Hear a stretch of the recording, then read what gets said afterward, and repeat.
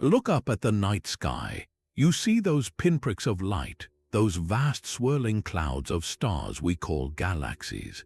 But what if I told you that for every grand spiral galaxy like our own Milky Way, there are dozens, even hundreds, of tiny, faint cosmic companions hiding in the shadows? These are the dwarf galaxies, the universe's most numerous yet most overlooked celestial objects. For decades, they were just tiny smudges on photographic plates, footnotes in the grand story of cosmology. But what we've begun to uncover about them is nothing short of revolutionary. These aren't just smaller versions of the big galaxies. They are utterly alien worlds, cosmic outliers that operate by a completely different set of rules, and they are actively rewriting everything we thought we knew about the nature of reality itself. Imagine a galaxy so diffuse that you could fly a spaceship right through its core and barely notice a change in the starfield around you, or a galaxy so ancient that its stars were born in the universe's first frantic breaths, holding chemical secrets from a time before time as we know it even began. These dwarf galaxies are the true fossils of the cosmos, and within their faint, ancient light, we are finding clues that challenge the very pillars of modern physics. We're talking about galaxies that shouldn't exist according to our models, galaxies seemingly made of almost nothing but dark matter, and others that appear to be tearing themselves apart from the inside out due to forces we cannot see or explain. This video is a journey into that profound and beautiful mystery. We are about to explore 25 of the strangest, most mind-bending discoveries ever made about these dwarf galaxies. Each one is a piece of a puzzle, a clue that leads us deeper into the dark, pulling back the curtain on the hidden architecture of the cosmos. From ghostly structures with no stars at all to violent histories of cosmic cannibalism, the truths locked within these tiny islands will stretch your imagination and leave you in awe of just how bizarre and how magnificent our universe truly is. So let's begin. Our journey into the cosmic unknown begins not with what we can see, but with what is conspicuously absent. This is our first strange discovery, a puzzle so fundamental it's known as the missing satellite problem. According to our most successful and widely accepted model of the universe's evolution, known as the lambda cold dark matter model, the cosmos should be constructed in a very specific way. Large galaxies like our Milky Way didn't form in isolation. They grew by gravitationally pulling in smaller structures. The model predicts that these vast halos of dark matter surrounding big galaxies should be teeming with hundreds, even thousands, of tiny dwarf galaxy satellites, the leftover building blocks of cosmic construction. Yet, when we look out at our own galactic neighborhood, we only count about 60 of these dwarfs. That's a staggering discrepancy. It's as if a blueprint for a massive city predicted thousands of houses in its suburbs, but when we went to visit, we only found a few dozen. This isn't just a minor accounting error. It strikes at the heart of our understanding of how the universe is put together. The lambda CDM model works spectacularly well on the grandest scales, explaining the cosmic microwave background and the large-scale filamentary structure of the universe. But right here in our own backyard, it seems to fail. So where did all the dwarfs go? Scientists have proposed several fascinating solutions. One compelling idea is that our telescopes simply aren't powerful enough. Perhaps the majority of these predicted dwarf galaxies are what we call ultra-faint dwarfs. These would be collections of so few stars and so spread out that their light is virtually undetectable against the blackness of space. Every time we build a more sensitive instrument like the Vera C. Rubin Observatory, we do indeed discover a few more of these incredibly faint ghosts, suggesting this is part of the answer. But many cosmologists doubt this solves the entire problem. This leads to a second, more radical possibility. What if we're wrong about dark matter itself? The standard model assumes cold dark matter, meaning its particles move slowly and interact with each other and normal matter only through gravity. but what if dark matter is slightly warm? In this scenario, warm dark matter particles would move faster, preventing them from clumping together into the vast numbers of small halos the model predicts. This would naturally result in fewer dwarf galaxies, potentially bringing our observations and theory into better alignment. There's a third, more violent explanation.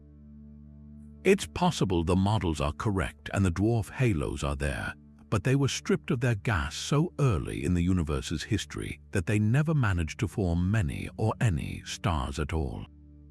These would be pure dark matter halos, invisible islands with nothing to light them up for our telescopes to see. Each of these solutions carries profound implications. If it's a detection problem, it pushes our technological limits. If it's a warm dark matter problem, it forces us to rewrite the fundamental properties of the most dominant substance in the cosmos.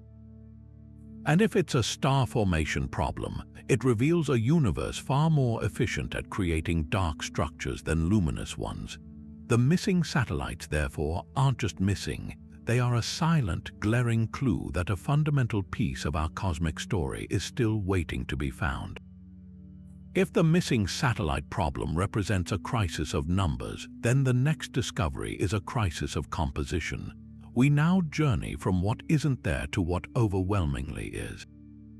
When astronomers finally managed to measure the masses of these faint dwarf galaxies, they were met with a result so counterintuitive it defies belief. The vast majority of the substance in a dwarf galaxy is completely invisible.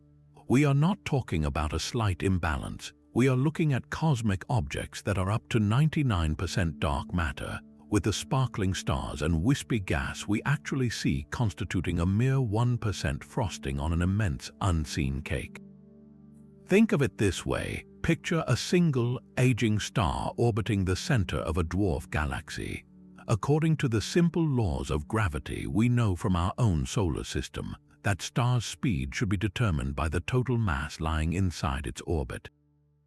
Just as Mercury, the innermost planet, orbits the Sun much faster than distant, slow-moving Neptune, a star on the outskirts of a galaxy should be moving relatively slowly if the only gravity pulling on it comes from the visible stars in the center. But that is not what we observe. When astronomers use the Doppler shift of starlight to measure the velocities of stars in these dwarfs, they find something astonishing.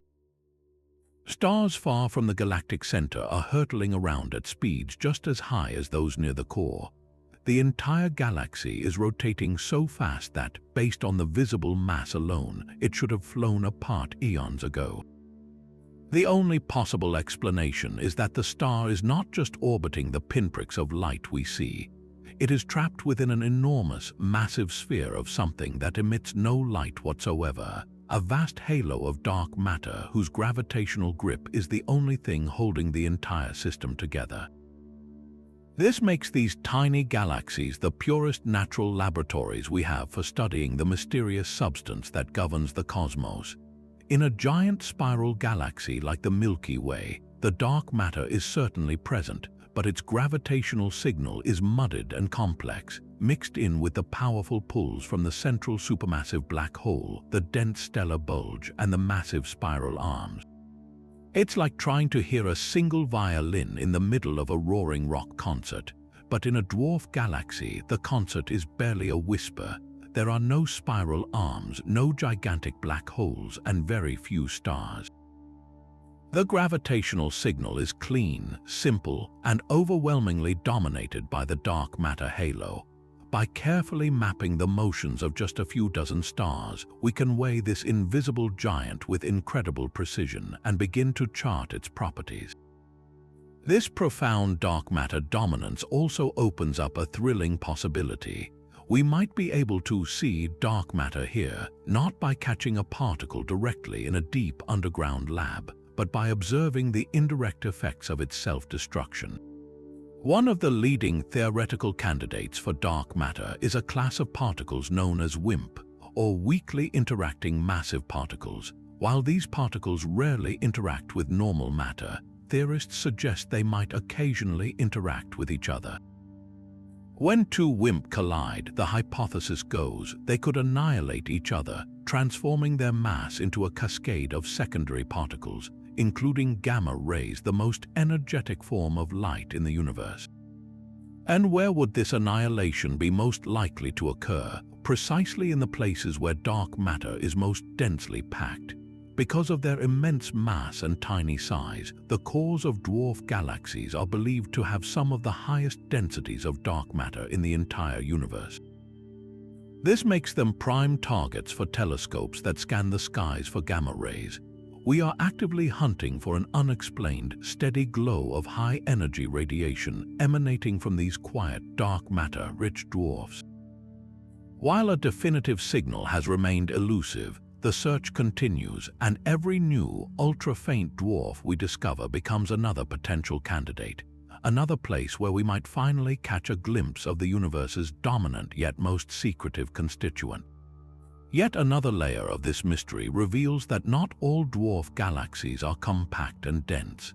In fact, some are so ethereal they push the very definition of a galaxy to its limits. These are the ultra-diffuse galaxies, or UDG, and they are among the most bizarre and haunting objects we have ever found. Picture a ghostly celestial structure, its span stretching across tens of thousands of light years, making it physically as wide as our own Milky Way. But where our galaxy blazes with the light of hundreds of billions of stars, this cosmic phantom contains only about 1% of that number. The result is an object of almost impossible fragility, a wispy, nearly transparent cloud of stars so sparse that you could look right through it to the universe beyond. For decades, these galaxies were lost in the glare of brighter objects, their faint light smeared out and overlooked in astronomical surveys. It took specialized instruments like the Dragonfly telephoto array, which uses commercially available camera lenses to exquisitely suppress scattered light, to finally bring them into focus. The poster child for this strange class is a galaxy known as Dragonfly 44, discovered in the Coma cluster. Its existence is a profound puzzle. A structure that large, with so few stars binding it together gravitationally, should have been torn apart long ago by the gravitational tides of its neighboring galaxies. The fact that it hasn't simply evaporated into the intergalactic void points to one startling conclusion. It must be held together by an immense amount of dark matter. Subsequent measurements of its stellar motions confirmed this, revealing that Dragonfly 44 is almost entirely composed of this invisible substance, with a dark matter fraction rivaling that of the most extreme dwarf galaxies. It is, in essence, a Milky Way-sized halo of dark matter that, for reasons unknown, only ever managed to form a tiny handful of stars. This presents astronomers with a double-sided mystery, not only how such a diffuse object formed, but also why it failed to create more stars. One compelling theory suggests these are failed galaxies. In the early, dense environment of a galaxy cluster, a proto-UDG might have had its gas, the raw material for star formation, violently stripped away by the pressure of hot intergalactic plasma, or siphoned off by gravitational interactions with other galaxies. Robbed of its fuel, star formation would have shut down almost before it began, leaving behind a dark matter skeleton with a few scattered stellar fossils. Another, more exotic idea is that UDGs are the result of incredibly inefficient star formation. Perhaps their internal dynamics were so calm, or their gas so pristine, that the collapse into stars was a feeble sputter rather than a roaring fire. There's even a theory that some of these ghostly structures are the result of galactic collisions, vast tidal tails of stars ripped from their parent galaxies and stretched into these diffuse, enduring forms. Each explanation paints a different picture of cosmic evolution, suggesting that the path to forming a galaxy is far more diverse and contingent than we ever imagined. Just when we thought we had a handle on the rules, the universe throws us a curveball so extreme it seems to defy logic itself. We've just explored how dwarf galaxies are supposed to be the ultimate dark matter vaults, cosmic structures dominated by this invisible substance. But what if I told you that astronomers have actually found galaxies that appear to contain almost no dark matter at all? This isn't a theoretical idea. It's a real, observed phenomenon centered on a few bizarre objects, most famously a galaxy known as NGC 1052 DF2. The discovery of this galaxy and its kin sent shockwaves through the world of astronomy because, if confirmed, it challenges one of our most basic assumptions about how galaxies are built. Here's how the mystery unfolded. A team of astronomers was studying this large, fuzzy blob of a galaxy, another ultra-diffuse object, using detailed observations from the Hubble Space Telescope and powerful ground-based telescopes. To weigh the galaxy, they used two independent methods. First, they measured the motions of its star clusters. In a galaxy dominated by dark matter, these clusters should be whizzing around at high speeds, pulled by the gravity of all that unseen mass. But in DF2, the clusters were moving almost in slow motion. Their velocities were so low that the total mass required to hold them in orbit was almost exactly equal to the mass of the visible stars themselves. There was simply no room left for a significant dark matter halo.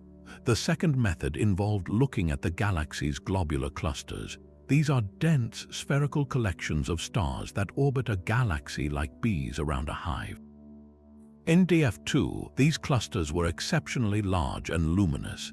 The way they form and survive is thought to be intimately tied to the gravitational environment created by dark matter. The fact that they existed in such a seemingly dark matter-free zone was another glaring anomaly. Both lines of evidence pointed to the same incredible conclusion. NGC 1052 DF2 is a galaxy that, against all odds, managed to form without the helping hand of dark matter. The implications of this are staggering. For decades, the prevailing model has been that dark matter acts as the primordial scaffolding for all galaxy formation. Vast halos of this invisible substance are thought to have collapsed first in the early universe, their immense gravitational pull then drawing in the gas that would eventually cool, condense, and form the stars we see. Dark matter wasn't just an ingredient, it was the foundation, the essential catalyst without which galaxies couldn't exist. The discovery of a galaxy with no dark matter turns this story on its head.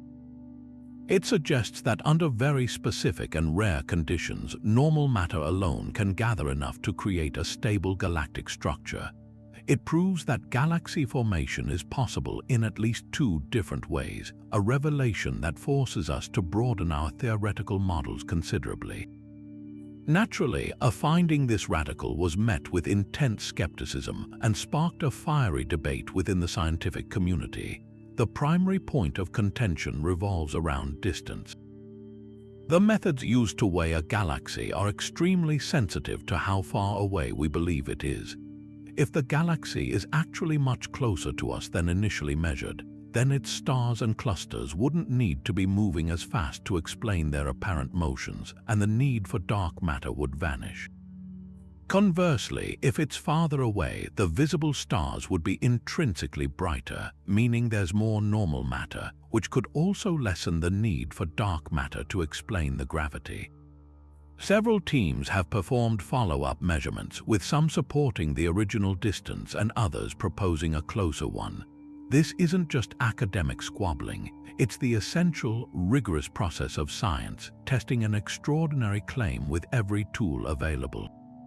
Beyond distance, other theories have been proposed to explain these oddballs without throwing out the dark matter paradigm entirely. One compelling idea is that these are tidal galaxies. Imagine a larger galaxy interacting with a smaller dwarf. The gravitational tides can be so strong that they rip the stars and the dark matter apart. However, because dark matter is more diffusely distributed in a large halo, and stars are concentrated in a small core, it's possible to strip away the dark matter halo while leaving the central cluster of stars largely intact. What we see as a dark matter-free galaxy could, in this scenario, be the disembodied stellar core of a galaxy that was dismembered in a past cosmic collision. Supporting this, DF2 and its sibling DF4 are found near a massive elliptical galaxy, which could have been the gravitational culprit in this celestial disassembly. The debate is far from settled, but the very existence of the question has been incredibly productive. It has pushed our observational techniques to new levels of precision and forced theorists to reconsider the intricate dance between normal and dark matter. Whether these galaxies are truly devoid of dark matter or are instead the ghostly remains of a galactic dismemberment, they represent an entirely new class of object that we never anticipated.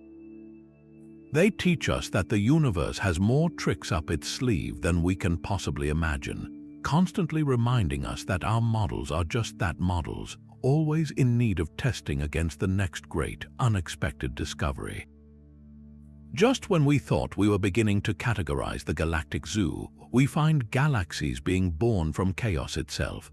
Our fifth strange discovery takes us from the quiet, dark matter-dominated realms to the scene of a cosmic car crash, where new dwarf galaxies are forged in the violent aftermath. These are tidal dwarf galaxies, and they represent a fundamentally different origin story, one written not by the slow collapse of dark matter, but by the explosive fury of galactic collisions. Picture two massive spiral galaxies, each containing hundreds of billions of stars, caught in a gravitational dance that turns into a deadly embrace. As they swing past each other, their immense gravitational fields don't just pull on each other as wholes. They create stupendous tidal forces, much like the moon pulling on Earth's oceans, but on an unimaginable scale. These forces rip colossal streams of gas, dust, and stars from the outer disks of the parent galaxies, hurling this material out into intergalactic space. It's within these vast, arcing rivers of debris, these cosmic splash zones, that the magic happens. The gas in these tidal tails becomes unstable, collapsing under its own gravity and igniting a firestorm of new star formation. What was once a diffuse stream of matter can quickly coalesce into a bright, compact, and gravitationally bound object, a brand new dwarf galaxy born from the wreckage of its parents. This process makes tidal dwarf galaxies utterly unique. Unlike the classic dwarf galaxies we've discussed, which are thought to form within their own pristine halos of dark matter, tidal dwarfs are built almost exclusively from the normal or baryonic matter that was stripped from the disks of the colliding galaxies.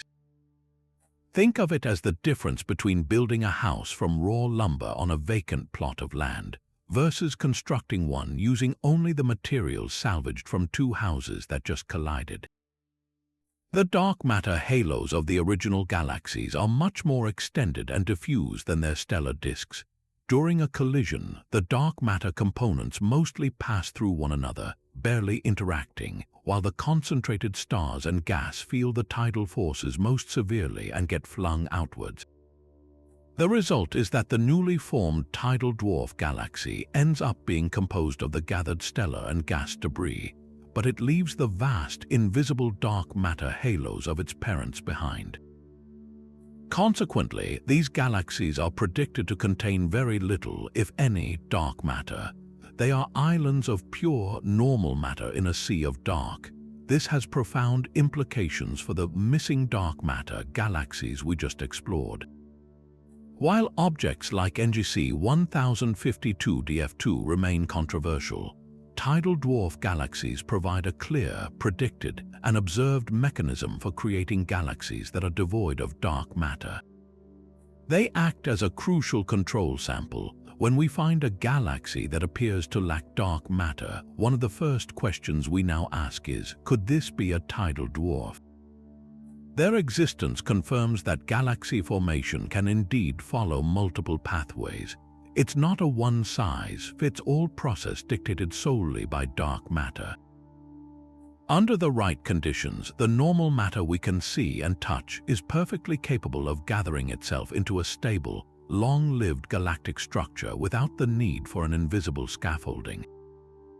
This discovery liberates our understanding, showing that the universe can build galaxies through both the quiet, dark matter-led assembly and through violent, luminous collisional births. Observing these galaxies in the act of formation gives us a front-row seat to a breathtaking cosmic spectacle. One of the most famous and beautiful examples is the Tadpole Galaxy, a system with a spectacular long tail stretching across 280,000 light-years. Within that tail, Hubble Space Telescope observations have revealed several bright blue knots. These are massive clusters of newborn stars, and some are likely the seeds of future tidal dwarf galaxies. Another iconic system is the Antennae Galaxies, a pair of spirals in a late stage of merger. Here, telescopes have identified numerous compact, massive objects in the tidal tails that have all the hallmarks of young tidal dwarfs. Studying these infant systems allows astronomers to test theories of star formation under extreme conditions and understand how quickly such structures can become independent, self-gravitating entities. The life of a tidal dwarf galaxy is often precarious.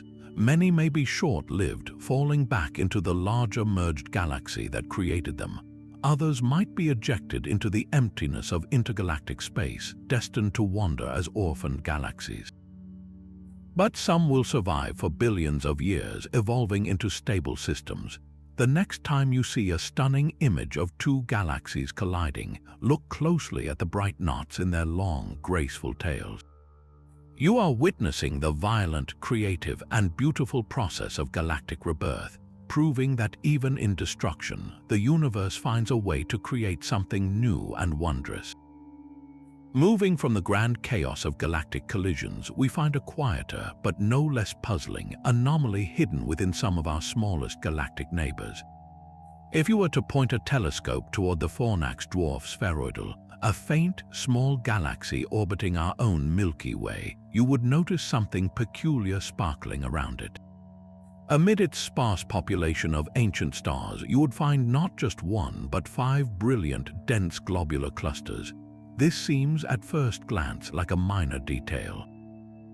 But in the context of galactic evolution, it's as bizarre as finding a small, quiet village that somehow possesses 5 grand, ancient castles, each one seemingly too massive and ornate for the humble community it resides in. To understand why this is so strange, we need to appreciate what globular clusters are. These are among the oldest structures in the universe, tightly bound spheres containing hundreds of thousands, even millions of stars, all crammed into a region just a few dozen light-years across. They are stellar fortresses, gravitationally robust relics from the universe's violent youth. Big, massive galaxies like the Milky Way can have hundreds of them, which makes sense given our galaxy's immense gravitational pull and long, complex history of cannibalizing smaller systems. But a dwarf galaxy like Fornax is a tiny, low-mass system. Its gravitational grip is weak, and its ability to hold onto things, especially dense, massive objects, is severely limited. For such a small galaxy to host 5 of these ancient clusters is a serious cosmic accounting problem. Based on its minuscule mass, you would expect it to have maybe one or perhaps even none at all. The sheer overabundance defies our standard models of how galaxies form and what they can hold onto over billions of years. This presents a classic chicken or egg dilemma for astronomers. Did the Fornax dwarf form with these clusters as part of its original structure, or did it acquire them later through a more dramatic history? One compelling theory suggests that these globular clusters are not native to Fornax at all, but are instead the surviving cores of even smaller galaxies that Fornax itself cannibalized in the distant past. In this scenario, Fornax was once a slightly larger, more massive galaxy in its own right. As it orbited the Milky Way, it encountered and gravitationally shredded other, ultra-faint dwarf galaxies. During this process, the diffuse outer stars of the victim galaxy would have been stripped away and lost, but the incredibly dense core, the globular cluster, would have been resilient enough to survive the encounter. Over time, Fornax could have collected several of these trophies, each one the hardened, indestructible heart of a galaxy it had consumed. This would paint Fornax not as a peaceful, primitive fossil, but as a miniature predator with a hidden violent past.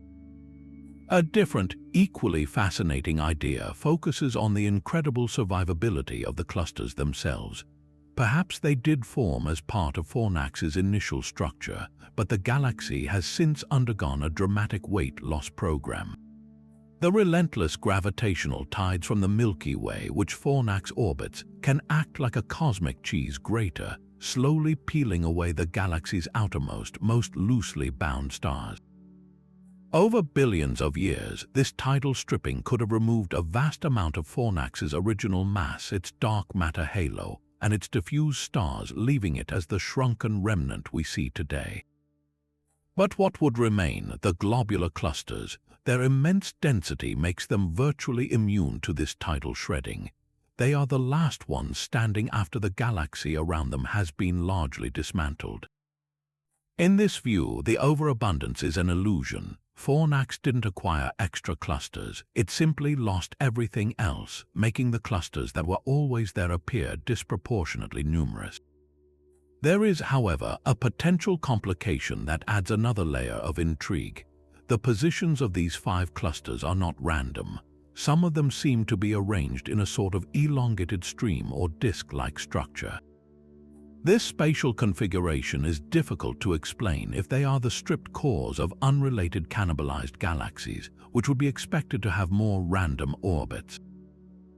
This alignment has led to a third theory, that these globular clusters might actually be tracing the remnants of an ancient, dynamic event within Fornax itself, such as a past merger with another galaxy of comparable size.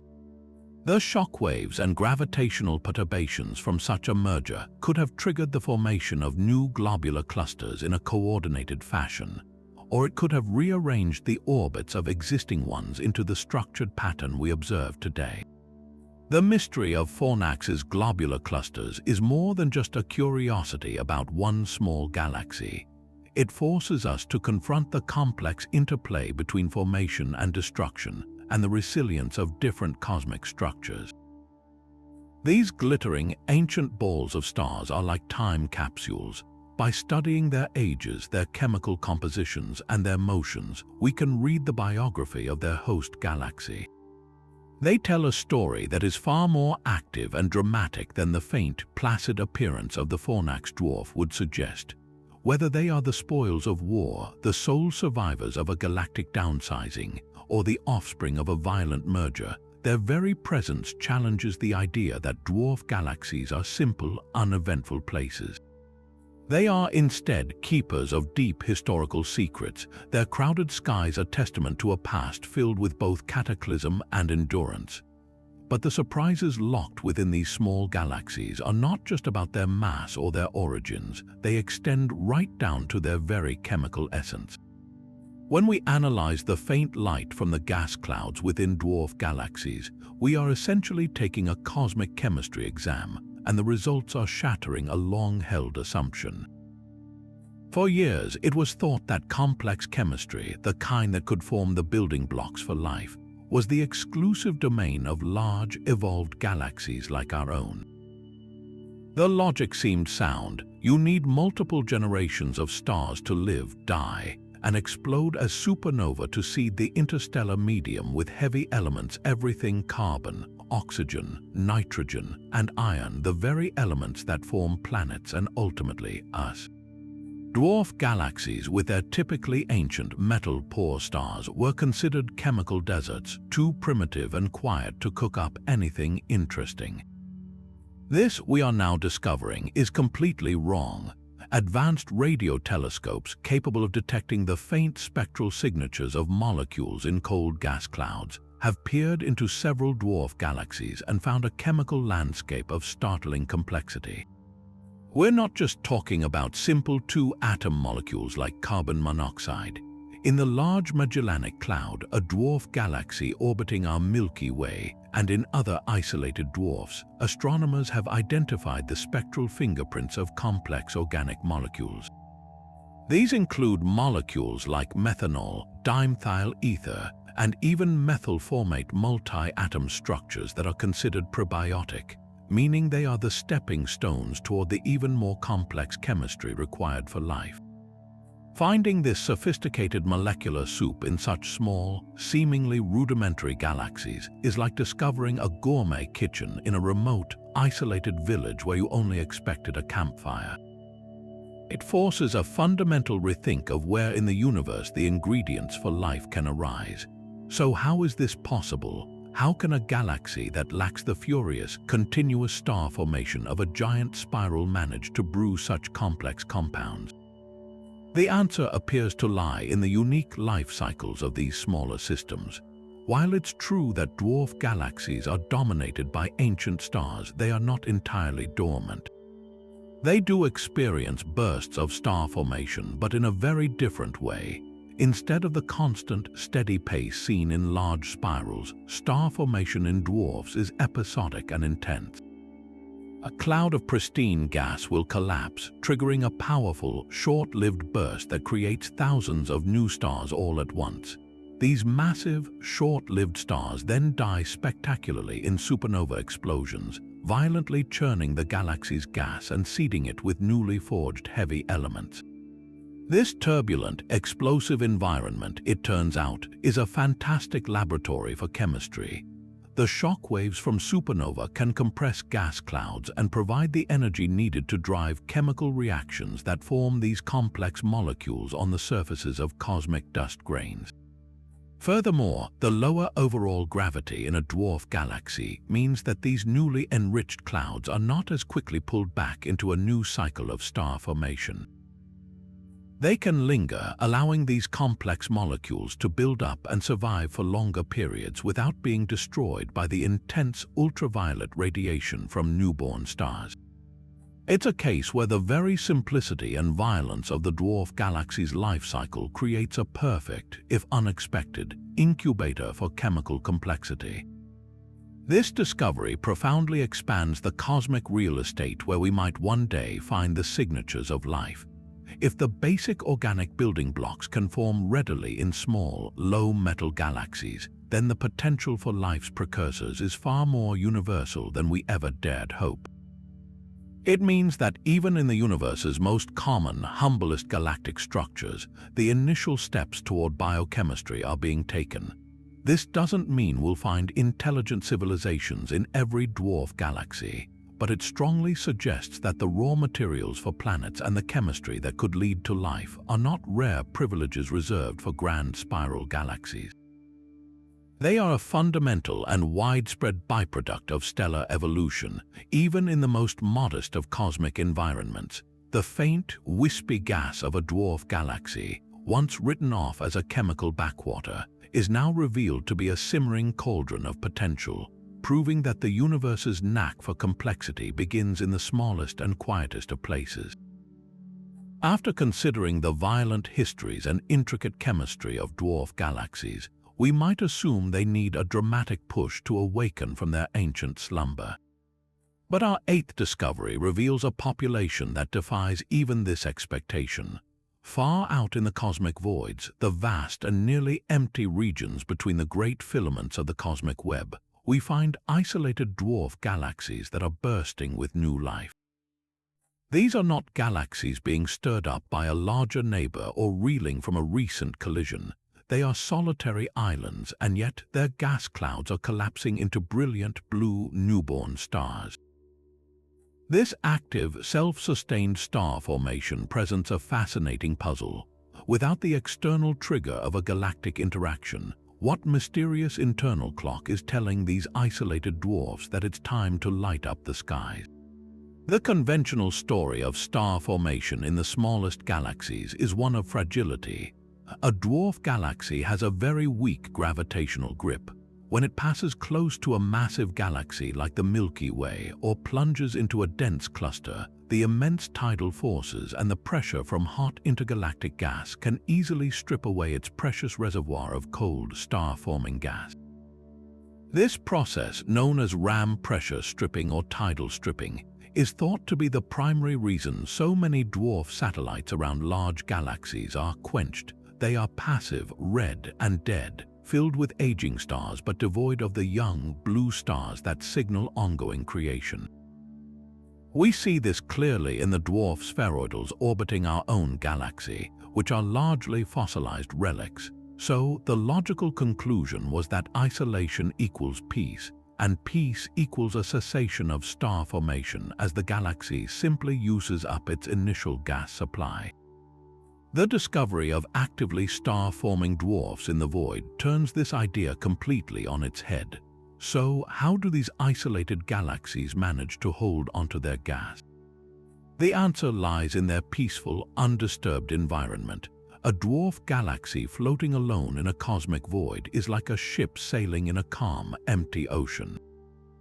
There are no massive gravitational wake from passing giants to shake it apart, and no scorching plasma winds from a galaxy cluster to blast its gas away. In this serene setting, the galaxy can hold onto its gaseous fuel reservoir for billions of years longer than its counterparts in denser environments. This gas doesn't just sit there idly. It slowly cools, condenses, and becomes unstable, eventually reaching a critical density where pockets of it begin to collapse under their own gravity, igniting the fires of new stars. Their isolation is not a sentence to death, but rather the key to their extended youth. But having gas is one thing, getting it to form stars is another. The internal mechanisms that drive star birth in these quiet systems are a subject of intense study. One leading theory involves the gentle, continuous recycling of material. In any galaxy, massive stars live fast and die young, exploding as supernova. These explosions inject tremendous energy and newly forged heavy elements back into the surrounding gas. In a small, low-gravity dwarf, this can have two opposing effects. Initially, the blast wave can compress nearby gas clouds, triggering a new wave of star formation. But if the supernova is too powerful, it can also blow the remaining gas right out of the galaxy, shutting down star formation entirely. The trick to sustained, recent star formation seems to be a delicate balancing act. Perhaps these isolated dwarfs experience supernova that are just powerful enough to nudge gas clouds into collapsing, but not so violent that they expel the entire galactic fuel supply. This could create a slow, rhythmic pulse of star formation, a series of gentle bursts spaced apart by hundreds of millions of years, rather than a single, short, explosive epoch.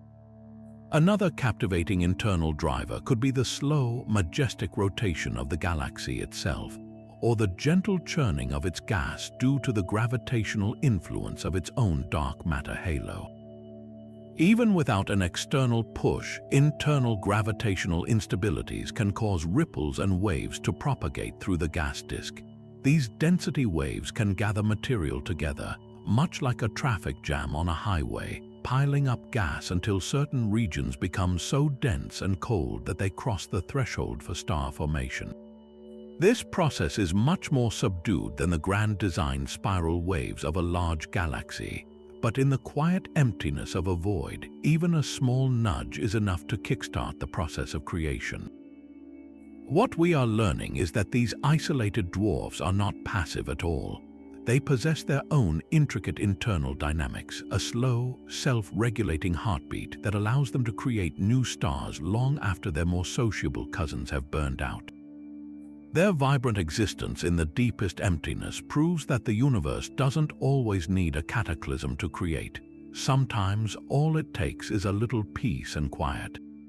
Just when we'd grappled with missing satellites and ghostly dark matter halos, cosmologists stumbled upon an even more perplexing dilemma, a paradox so ironic it earned the name the too big to fail problem.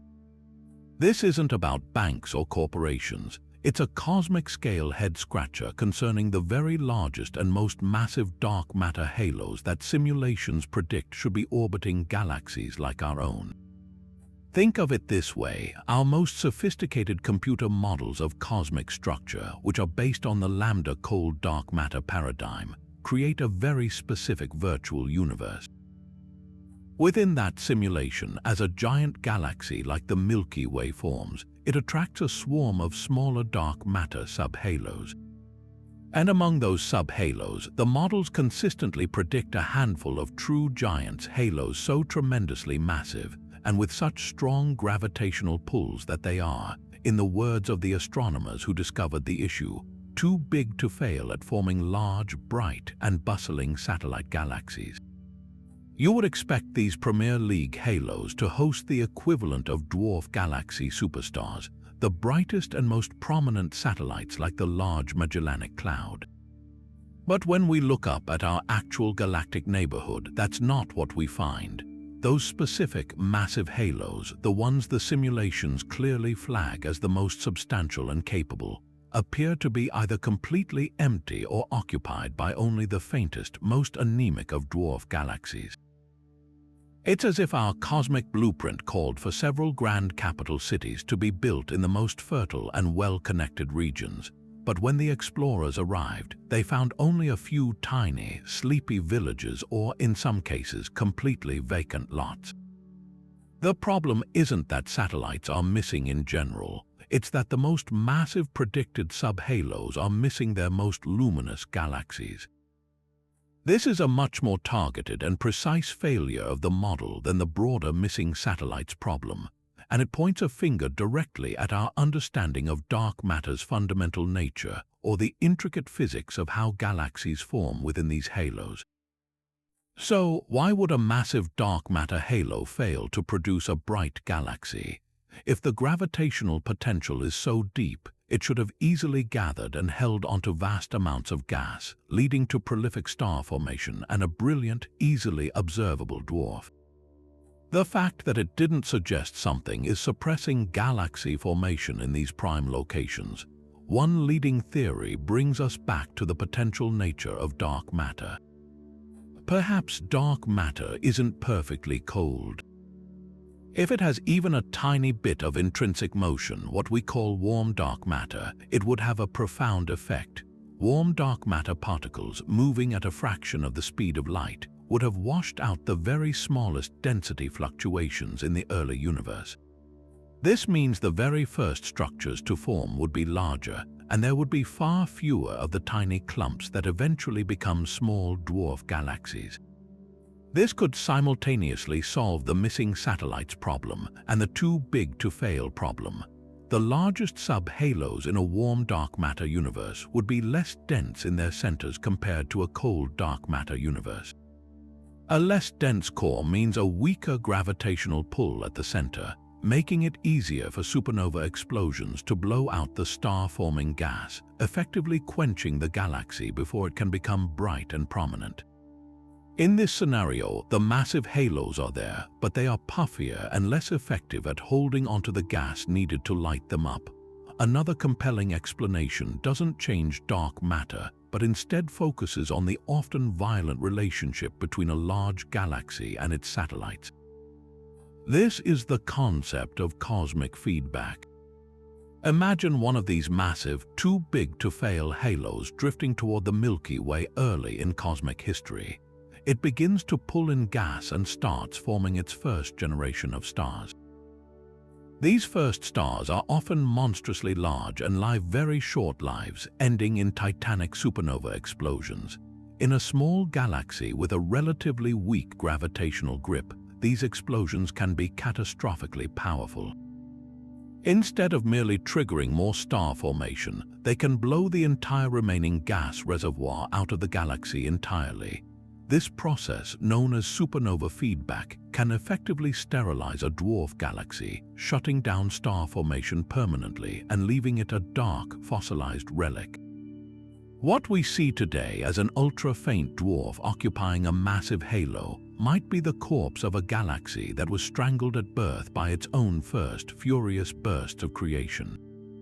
The halo was indeed too big to fail in terms of its raw gravitational strength, but the internal astrophysics were so efficient at self-sabotage that it failed anyway. There's also the role of the central galaxy itself. The early Milky Way was likely a much more active and violent place, with a brighter central accretion disk around its supermassive black hole and more intense radiation pouring out from its own rampant star formation. This radiation, streaming out into the galactic halo, could have heated the gas in the incoming massive subhalos, preventing it from cooling and collapsing to form stars. It's like trying to build a snowman in front of a blazing heater. The raw material is there, but the environment prevents it from coming together. This cosmic reionization feedback from the wider universe, combined with the local feedback from the Milky Way, could have selectively quenched the most massive satellites, the ones that were just on the cusp of becoming truly bright, leaving them as the dark, underachieving halos we struggle to find today. The too big to fail problem, therefore, is not a single-issue crisis but a complex interplay between the fundamental properties of the universe's most mysterious substance and the messy, violent, and self-regulating astrophysics of galaxy formation. It forces us to see these tiny galaxies not as simple, isolated systems, but as products of a lifelong interaction with their environment, where the seeds of their potential greatness were often crushed by the very forces that also gave them life. We've just witnessed how dwarf galaxies can defy expectations, from their chemical complexity to their star-forming tenacity in cosmic voids. But now we arrive at a discovery that seems to defy all reason: the presence of supermassive black holes beating within the tiniest hearts of the cosmos. Imagine a galaxy so small and dense it could fit inside the central bulge of our Milky Way with room to spare, a cosmic speck containing perhaps 100 million stars. Now imagine that this minuscule island harbors a gravitational monster at its core, a black hole with a mass millions of times that of our Sun, a behemoth comparable to the one lurking in the center of our own vast galaxy. This isn't science fiction, it's the reality of a class of objects known as ultra-compact dwarf galaxies, or UCT, and their existence has sent shockwaves through our theories of galactic evolution. The very term supermassive black hole conjures images of the colossal engines at the centers of giant galaxies like Andromeda or our Milky Way. For decades, astronomers believed these monsters were the exclusive domain of large galaxies, with the mass of the central black hole growing in lockstep with the mass of the galaxy's central bulge. It was a cosmic scaling relation, a harmonious partnership that suggested black holes and their host galaxies grew together over billions of years, their fates intertwined. The discovery of supermassive black holes in ultra-compact dwarfs shatters this elegant picture. Here we have objects that are thousands of times smaller and less massive than the Milky Way, yet they possess central black holes that can make up a staggering 15% of the galaxy's total stellar mass. This is wildly out of proportion. In a massive galaxy like ours, the central black hole, while enormous, accounts for less than 1% of the bulge's mass.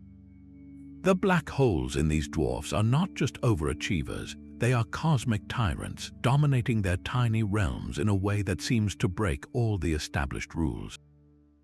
So how did these gravitational giants end up in such tiny galactic residences? Astronomers have proposed two equally compelling origin stories, and both involve cosmic violence on a grand scale. The first theory suggests that these ultra-compact dwarfs are not primordial galaxies at all, but rather the stripped nuclei of much larger galaxies that fell victim to cannibalism. Picture a medium-sized spiral galaxy wandering too close to a giant elliptical galaxy in a dense cluster. The immense tidal gravity of the larger galaxy acts like a cosmic peeler, violently stripping away the outer stars and dark matter halo of the smaller spiral. What remains after this gravitational shredding is only the galaxy's very heart, its dense, star-packed nucleus, which happens to contain the supermassive black hole that was already there. This surviving core, now an orphan, continues to orbit the giant galaxy as a new, independent entity, an ultra-compact dwarf. In this scenario, the black hole wasn't grown in a small galaxy. It was inherited from a much larger one and then revealed by a catastrophic act of cosmic demolition. The second theory is even more dramatic, proposing that UCDs are the product of a galactic merger. When two gas-rich galaxies collide, their central black holes can be drawn together by dynamical friction and eventually merge, creating a single, more massive black hole. The violent process of the merger also triggers a ferocious burst of star formation, forming an incredibly dense, compact star cluster around the newly merged black hole. This new object, born from the union of two galaxies, could then be ejected into intergalactic space by the gravitational slingshot effect, becoming a wandering UCD. In both of these formation stories, the key point is that the black hole did not co-evolve peacefully with a small galaxy.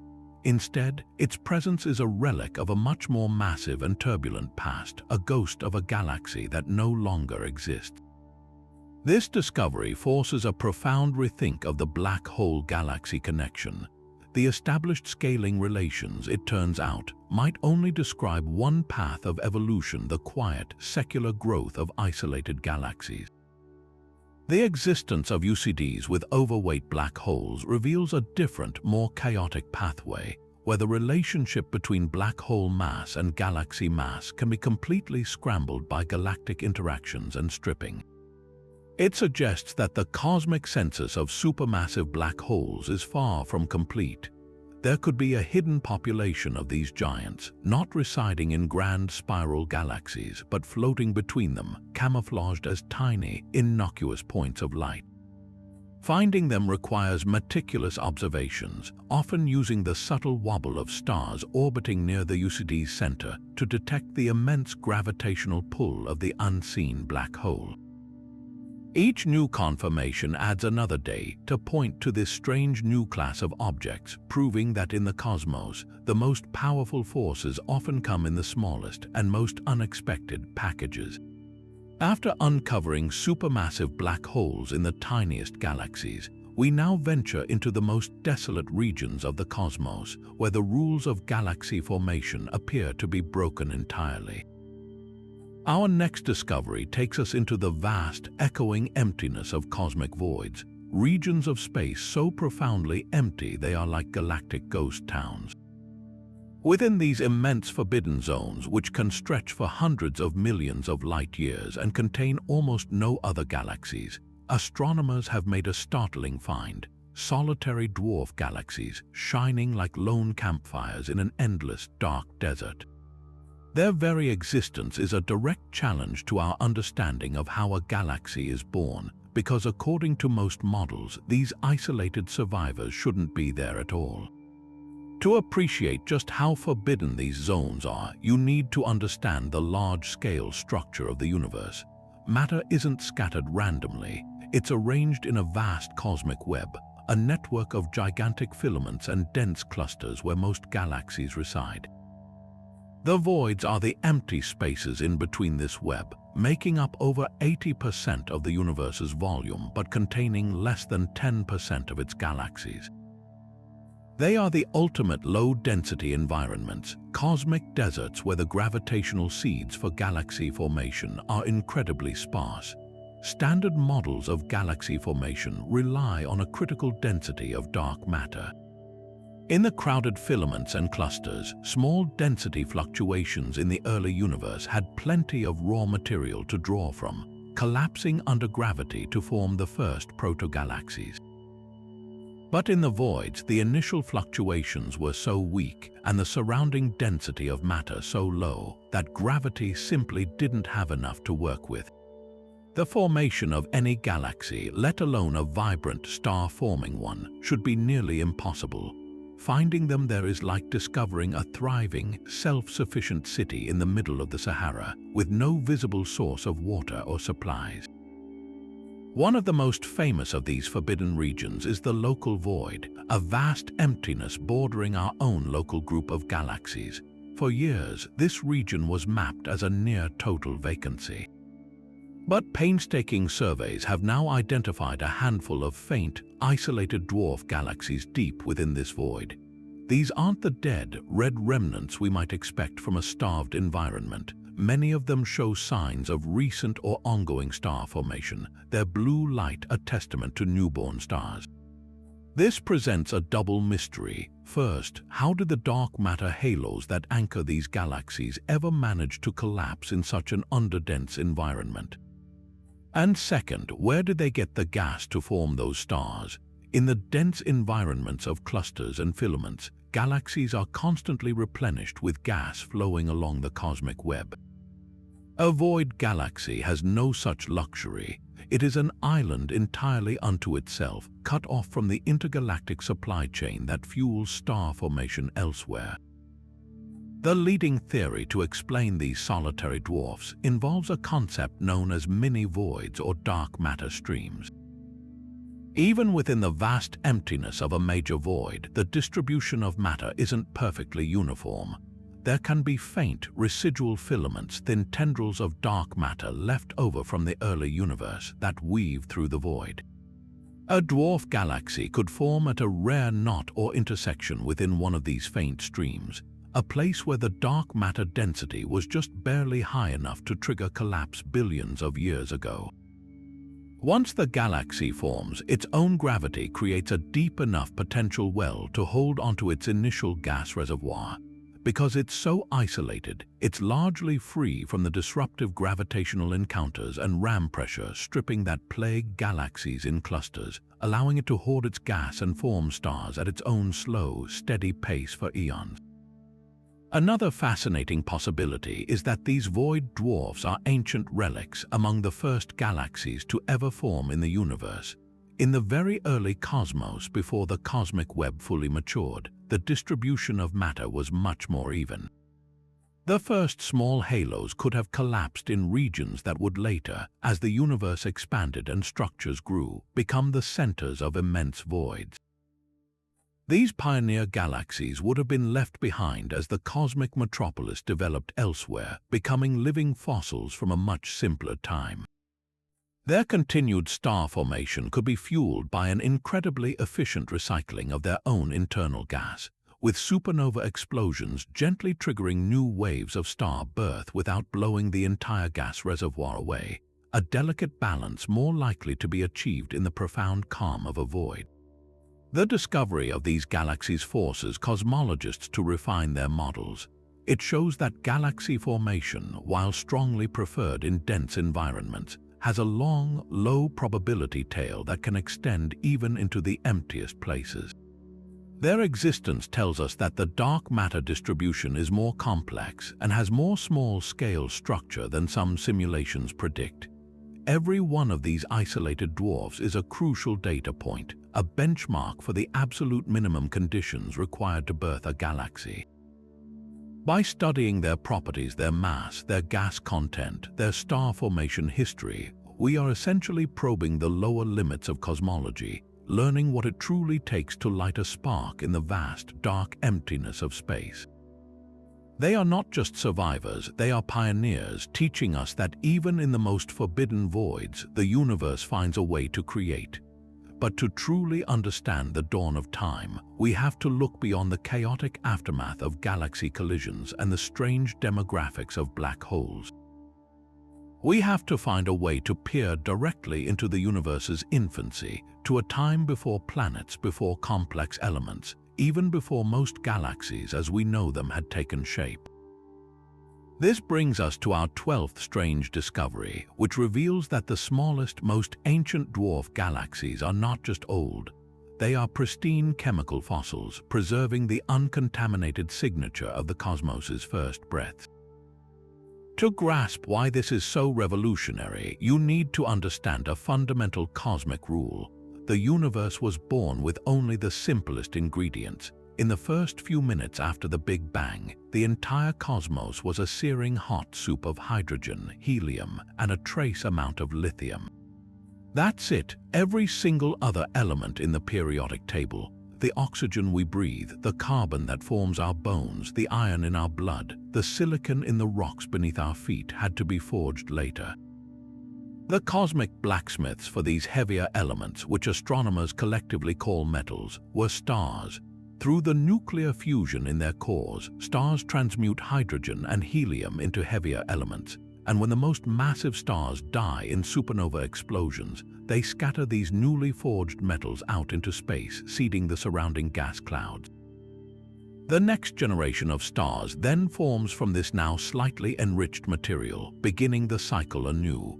Over billions of years, this process of stellar birth and death has progressively polluted the interstellar medium, meaning that younger stars like our Sun are born with a relatively high metal content. This is where the ancient dwarf galaxies become our ultimate time machines. Because they are so small and formed so early, many of them experienced only one or two brief bursts of star formation before their fuel was depleted or stripped away. The stars born in that first primordial burst have been orbiting quietly ever since, their chemical composition frozen in time. They are the universe's first-generation stars, or at the very least, the immediate children of that first generation. When we point our most powerful spectrographs at these faint red suns, we are conducting a cosmic chemical analysis. We split their light into a rainbow spectrum and look for the dark absorption lines that correspond to specific elements.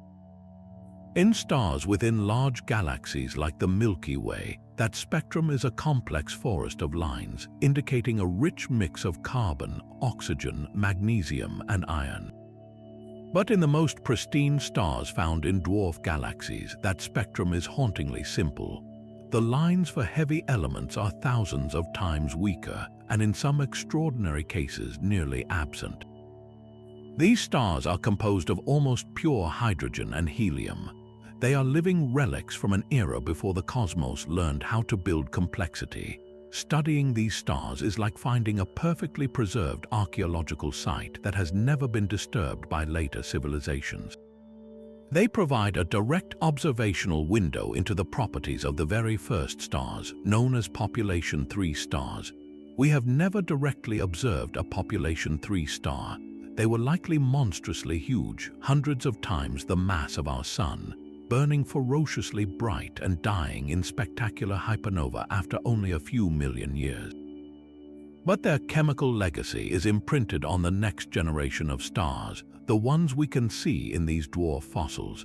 By measuring the precise ratios of the trace elements in these ancient stars, astronomers can perform a kind of forensic reconstruction. For instance, the specific pattern of elements we see suggests that the first supernova were fundamentally different from those we see today. They may have exploded with far more energy, or rotated so rapidly that they ejected their newly forged material in specific jets, enriching the cosmos in a unique chemical fingerprint that we can now decode. The hunt for these metal-poor stars has become a major astronomical endeavor, with surveys like the Sloan Digital Sky Survey systematically scanning the skies and occasionally hitting the jackpot. One of the most famous examples is a star known as SMSSJ03 136708, found in the halo of our Milky Way, but believed to have been stripped from an ancient dwarf galaxy it once belonged to. Its iron content is so low that it's estimated to be over 100,000 times more metal-poor than our Sun. It is a second-generation star, a direct descendant of a single first-star supernova. By analyzing its chemical makeup, astronomers could essentially reverse engineer the explosion that gave it life. The implications of this research stretch far beyond stellar archaeology. The nature of the first stars and their explosive death set the initial conditions for everything that followed. They determined the rate at which the universe was enriched with heavy elements, which in turn influenced the formation of the first planets and ultimately the potential for life. If the first supernova had produced a different mix of elements, the entire cosmic history of chemical evolution could have unfolded along a radically different path. These tiny, faint dwarf galaxies, once considered the most boring and simple objects in the universe, have become our most valuable portals to the dawn of creation. Within the ancient light of their pristine stars, we can read the opening chapter of the cosmic story, written in the pure, simple language of hydrogen and helium, a testament to a time when everything was new.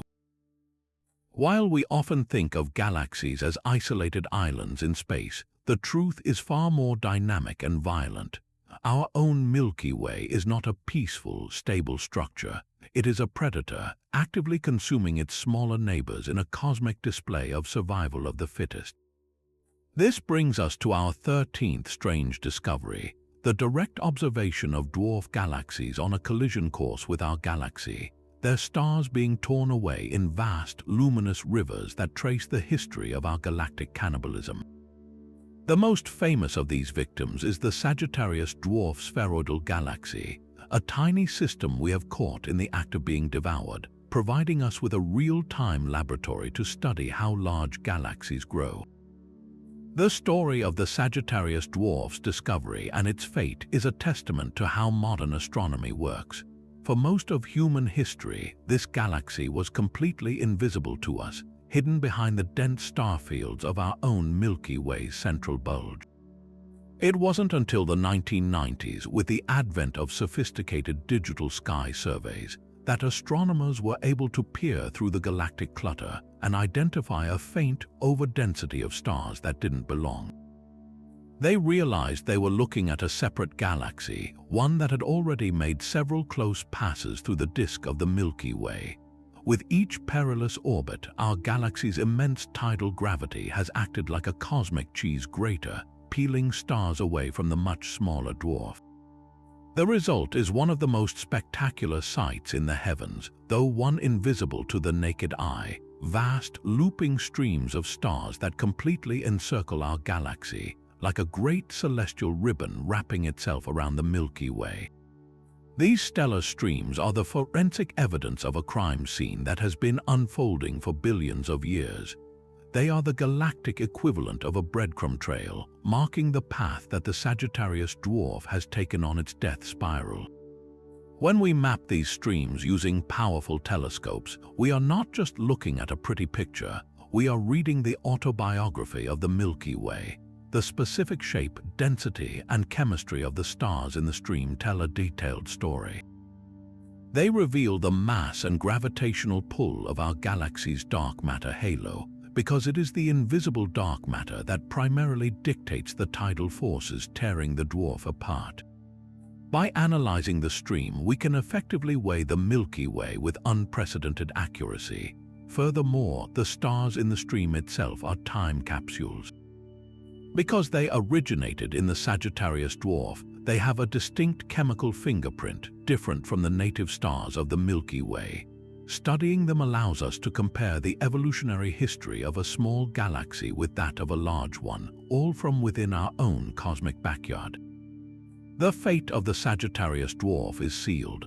Over the next 100 million years, it will be completely shredded, its stars and dark matter assimilated into the vast halo of the Milky Way. It will cease to exist as a distinct entity, becoming just another component of our galaxy's population. But this process is not unique. It is the standard mechanism of galactic growth. The Milky Way did not form in isolation. It achieved its current majestic spiral form by consuming dozens, perhaps even hundreds, of smaller dwarf galaxies throughout its long history. The Sagittarius stream is simply the most recent and obvious example of this ongoing feast. Other dwarf satellites, like the Large and Small Magellanic Clouds, are also feeling the tidal strain, and in the distant future, they too may be unraveled into brilliant streams that will decorate the night sky for any future astronomers to witness. This discovery fundamentally changes our perspective. We do not live in a static galaxy. We reside within a dynamic, ever-changing structure that is still under construction. The familiar band of the Milky Way arching across the night sky is not a permanent fixture. It is a living entity, its light composed of the combined glow of countless stars, many of which were stolen from other galaxies in ancient collisions. The ongoing destruction of the Sagittarius dwarf is a powerful reminder of the hierarchical nature of our universe, where large structures are built from the merging and consumption of smaller ones. It provides a direct, observable link between the majestic galaxy we see today and the turbulent, chaotic processes that have shaped it over billions of years, revealing that our cosmic home has a truly violent and dramatic history. Just when we think we understand the chaotic, random nature of cosmic structure, the universe presents us with a pattern so precise it seems almost artificial. Our 14th strange discovery takes us from the grand, shredded streams of galactic cannibalism to a geometric arrangement of cosmic proportions. Astronomers have found that the dwarf galaxies orbiting our own Milky Way are not scattered randomly around it like bees around a hive. Instead, they are aligned with stunning precision, arranged in a vast, thin, and rotating disk, a structure so pronounced it has been named the vast polar structure or the plane of satellites. This isn't a subtle tendency. It's a stark, planar configuration that looks more like the rings of Saturn than the hazy swarm of objects predicted by our most fundamental models of the universe. This discovery strikes at the core of the lambda-cold dark matter model, which has been our most successful guide to cosmic evolution. According to this paradigm, dark matter halos merge and grow hierarchically with smaller subhalos, the future homes of dwarf galaxies being accreted from all directions over billions of years. Gravity is an isotropic force, meaning it pulls equally from all directions. Therefore, the infall of these satellites should result in a roughly spherical or isotropic distribution around the central galaxy. The satellites should buzz around the Milky Way in a vast, three-dimensional cloud, with orbits tilted and inclined in every conceivable direction. The existence of a thin, coherent plane, in which a significant majority of the Milky Way satellites are confined, is a glaring anomaly. It's as if you tossed a handful of marbles into the air, and instead of scattering randomly, they all fell into a perfect, spinning disk. This arrangement suggests a level of orchestration that the standard model simply does not account for, pointing toward a missing piece in our understanding of how galaxies assemble. The implications of this planar structure are deepened when we consider its dynamics. This isn't just a static, flat arrangement. It appears to be a coherent, rotating structure.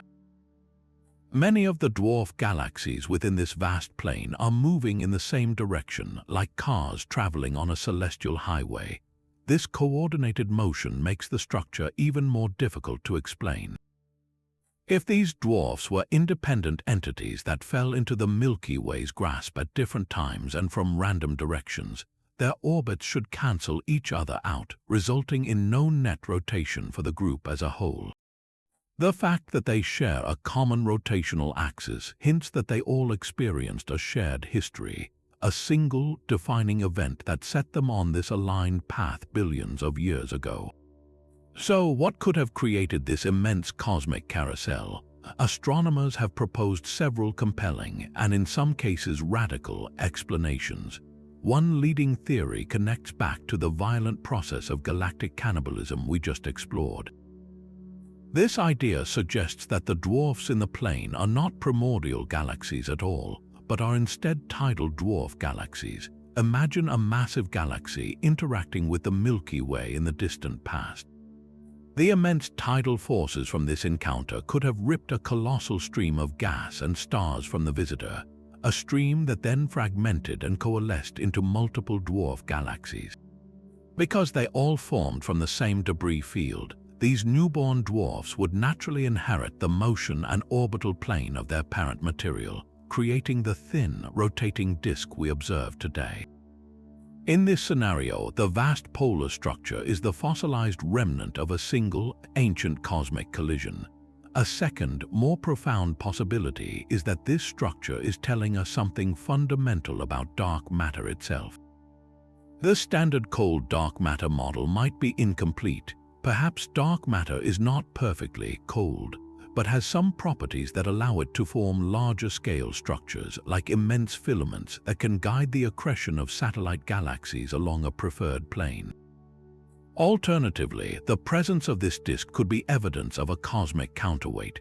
Some theorists have proposed that the plane is being stabilized by an enormous, unseen slab of dark matter, a dark disk, co-rotating with the Milky Way's stellar disk.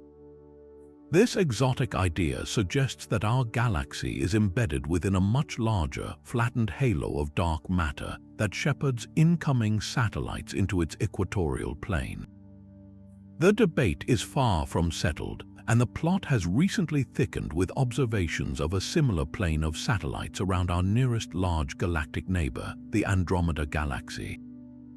Finding the same improbable structure in two separate systems makes it increasingly difficult to dismiss as a mere fluke.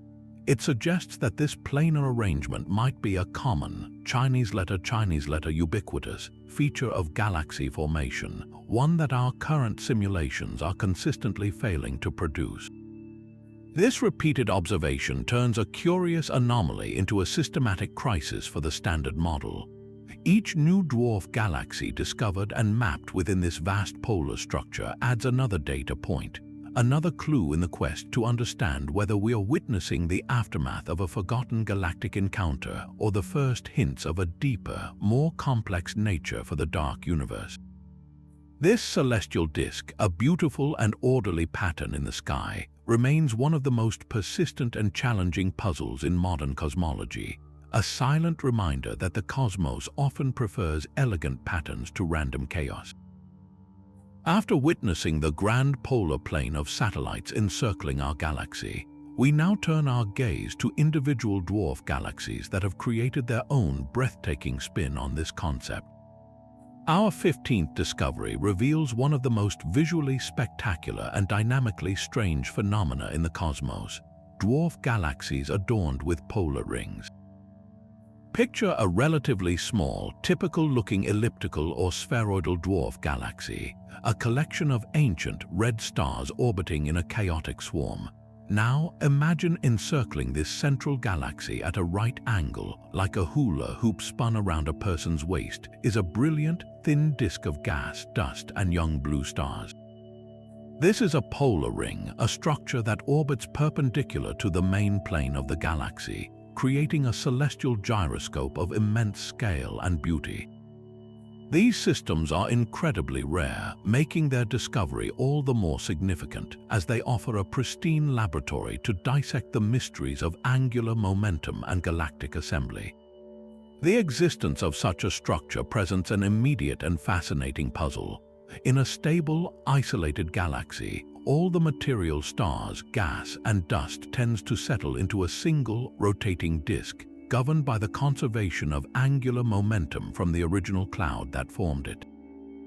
A polar ring defies this simple expectation by maintaining two distinct perpendicular planes of rotation. How can a galaxy have two different axes of spin at once? The leading explanation points directly to a dramatic history of cosmic theft or violence. The most widely accepted theory is that these rings are the remnants of a galactic collision or a very close encounter. Imagine a small, gas-rich dwarf galaxy venturing too close to a larger spheroidal dwarf.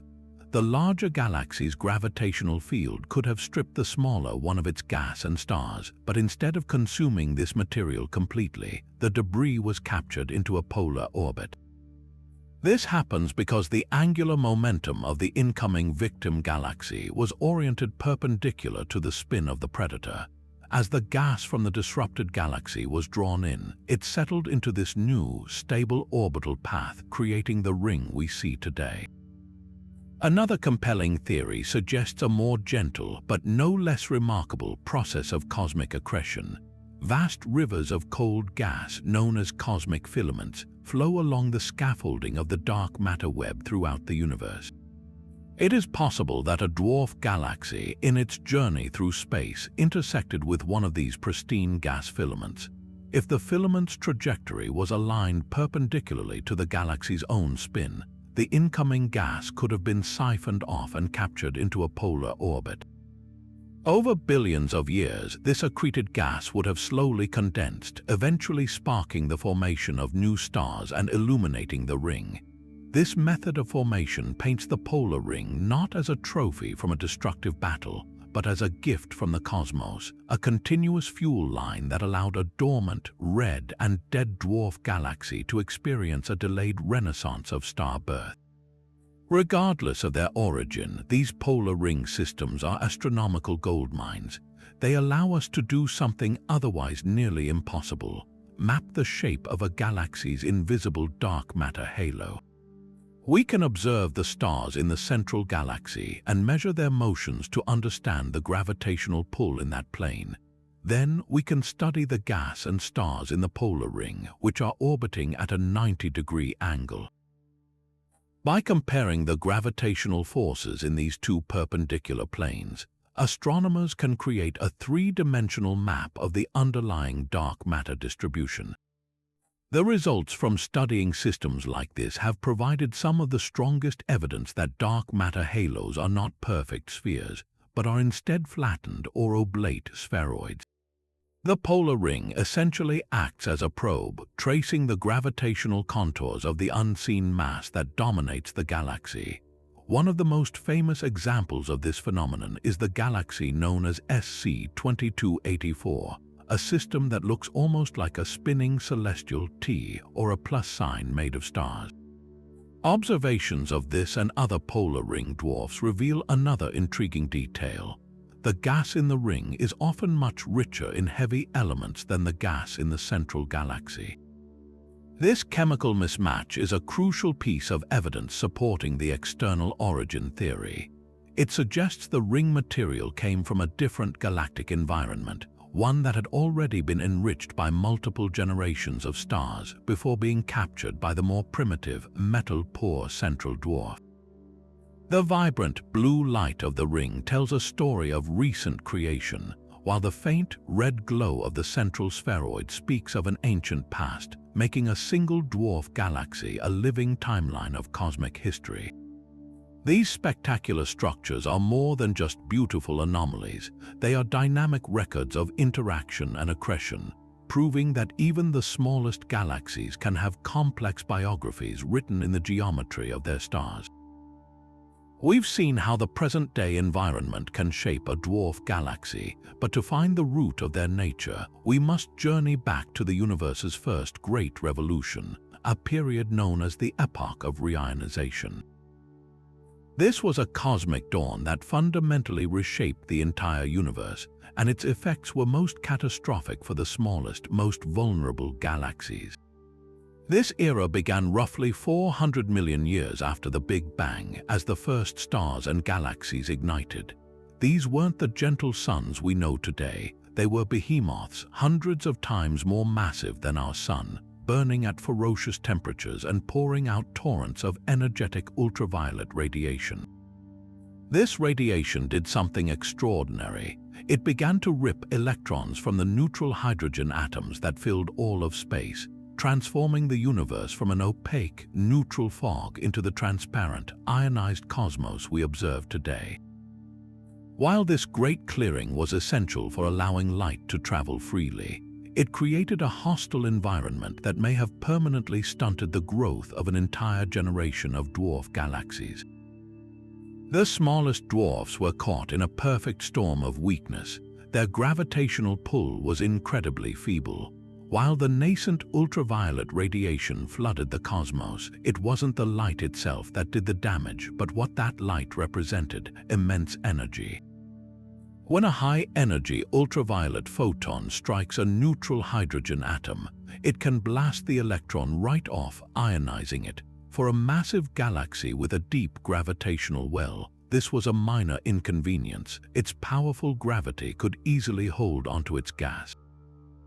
But for a fledgling dwarf galaxy, the situation was dire.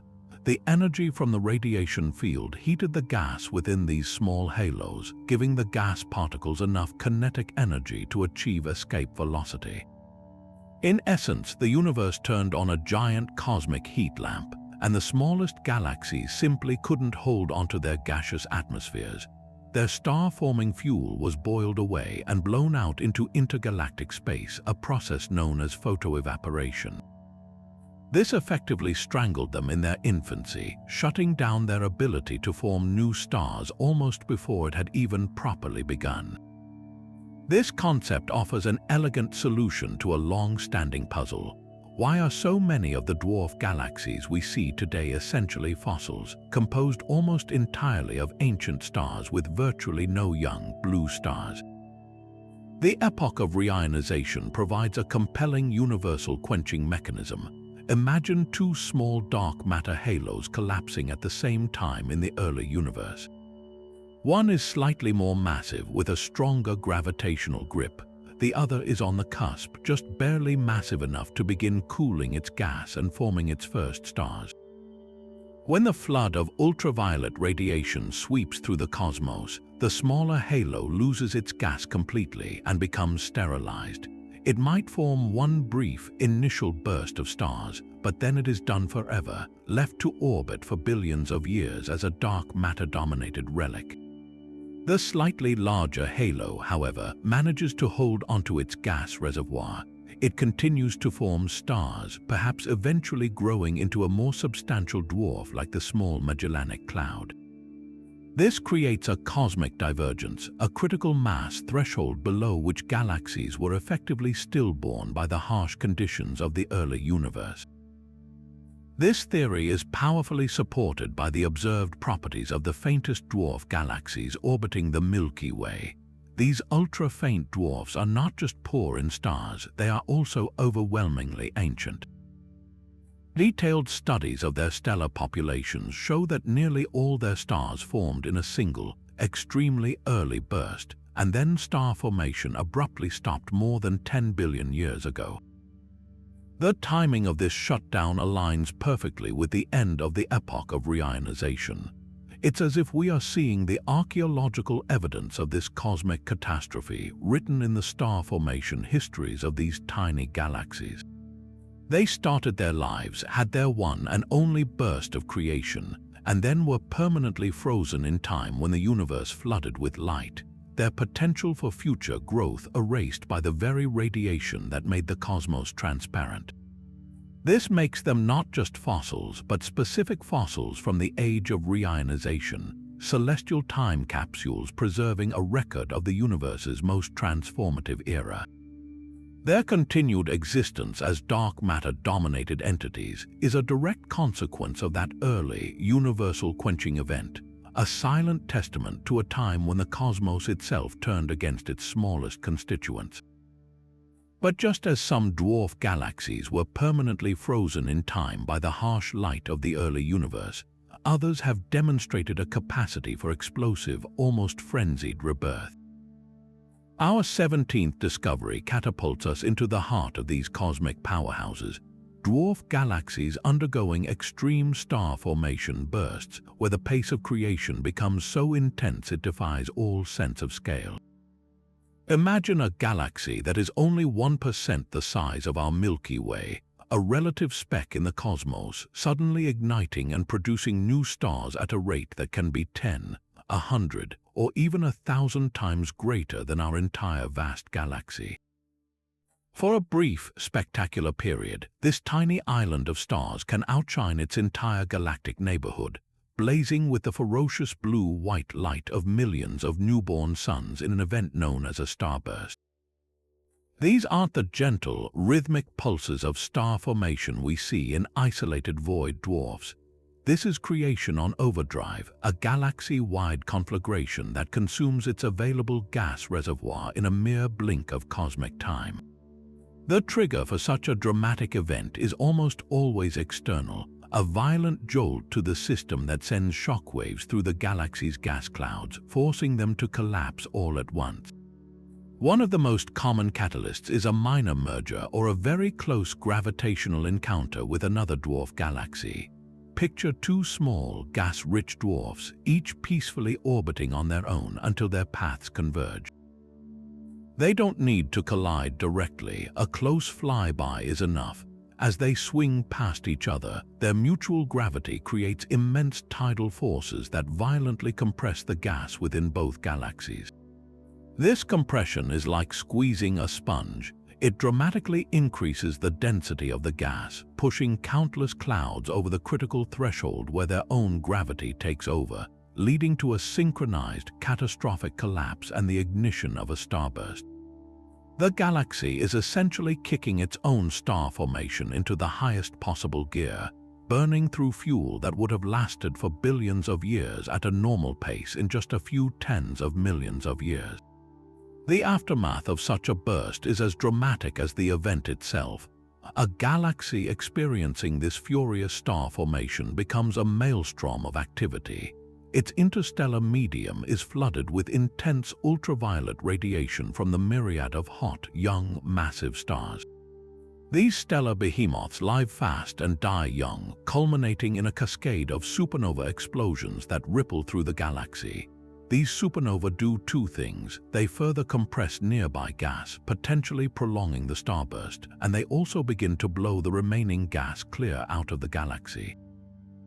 Because a dwarf galaxy's gravitational grip is so weak, these powerful explosions can easily overcome its pull, ejecting the precious star-forming fuel into intergalactic space.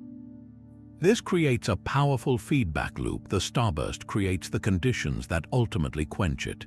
The galaxy is left blazingly bright for a short while, but then, its fuel supply exhausted or expelled, it rapidly dims, becoming a more quiescent, redder system populated by the longer-lived, lower-mass stars that survived the frenzy. This cycle explains why we see some dwarf galaxies that are brilliantly blue and others that are faint and red. We are simply catching them at different stages of this intense, self-limiting life cycle. One of the most spectacular nearby examples of this phenomenon is a galaxy known as Hennies 2010. For decades, it was mistaken for a bright nebula within our own Milky Way, but we now know it is a dwarf galaxy in the Large Magellanic Cloud undergoing a monumental starburst. Within its core, stars are forming at a rate more than 1,000 times that of the Orion Nebula, one of the most active star-forming regions in our own galaxy. The entire central region is a chaotic factory of creation, filled with superstar clusters, dense groupings of stars that are the infant versions of the globular clusters we see in older galaxies. The energy pouring out from Hennies 2010 is so immense that it has blown a gigantic super bubble of hot gas, hundreds of light years across, clear out of the galaxy. It is a perfect, real-time laboratory for studying the most extreme modes of star formation, showing us the glorious, yet ultimately self-destructive, fury that the smallest galaxies can unleash. Sometimes the most profound discoveries are found not by looking for what we expect, but by embracing the unexpected. This brings us to a truly unique class of cosmic objects, the green pea galaxies. These peculiar dwarfs weren't found by professional astronomers poring over complex data sets, but by an army of dedicated volunteers participating in the online citizen science project Galaxy Zoo. As hundreds of thousands of people classified images of galaxies from the Sloan Digital Sky Survey, they began flagging small, round, and unmistakably green objects that didn't fit any known category. They looked like tiny, brilliant green peas scattered across the black velvet of space, and their whimsical nickname stuck. At first, they were dismissed as image artifacts or oddball planetary nebulae within our own galaxy, but further analysis revealed their true nature. These are incredibly compact, small dwarf galaxies undergoing the most extreme starbursts we have ever witnessed, and they are located billions of light years away, giving us a direct window into the universe's chaotic youth. The reason for their distinctive green hue is a fascinating clue to their physical nature. The color doesn't come from green stars. Stars don't actually emit light in that particular shade. Instead, it arises from an overwhelming and specific emission line in their spectra. These galaxies are forming new stars at such a ferocious, concentrated rate that their interstellar gas is being bathed in an intense flood of ultraviolet radiation from countless hot, young, massive stars. This radiation causes the oxygen gas within the galaxies to fluoresce, glowing with a specific, brilliant shade of green light known as O-Roman-3, or doubly ionized oxygen. It's the same physical process that lights up a terrestrial neon sign, but on a galactic scale. In a typical galaxy, this green emission line is just one component of a more complex color palette. But in green peas, the star formation is so extreme and the environment so pristine that this single green emission dominates their entire appearance, making them stand out like cosmic sore thumbs.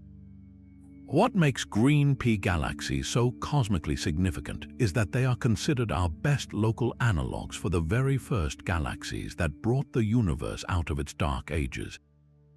You'll recall our earlier discussion about the epoch of reionization, when the first stars and galaxies flooded the cosmos with ultraviolet radiation, ripping electrons from hydrogen atoms and transforming the universe from opaque to transparent. For years, the nature of these pioneering reionizer galaxies was purely theoretical. They were too distant and faint to observe directly with any detail. Green peas, while still billions of light years away, are close enough for us to study in exquisite detail, and they match the theoretical profile almost perfectly. They are small, low in mass, and yet they are producing ultraviolet radiation at a rate thousands of times more intense than a normal galaxy of their size.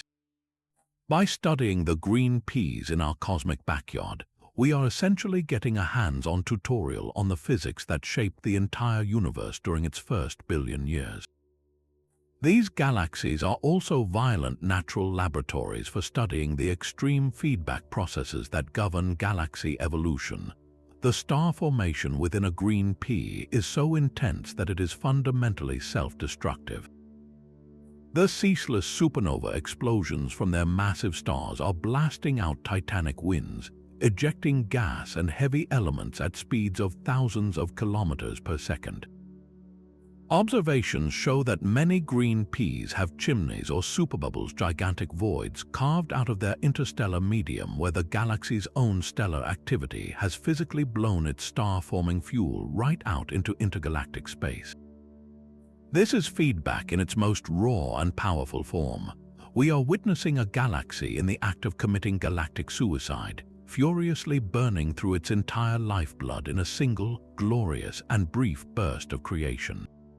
This process is crucial for understanding why the earliest galaxies didn't just keep forming stars forever. They were ultimately regulated and quenched by their own spectacular violence. Their compact nature adds another layer to the mystery. A typical green pea galaxy packs the star-forming power of a full-sized galaxy into a region less than 1/10 the size. This means the stellar density is astronomically high, creating an environment unlike anything in our local universe. Within these cramped quarters, supernova explosions can overlap and reinforce each other, creating a collective blast wave far more powerful than any single explosion. This extreme feedback may be the key to understanding one of the great mysteries of early galaxy formation: how these small galaxies managed to distribute their enriched material so widely. The ferocious winds from green peas show us that early galaxies could have efficiently polluted the vast intergalactic medium with the first heavy elements, seeding the cosmos for the next generation of stars and planets. The legacy of the green pea galaxies extends far beyond their initial discovery.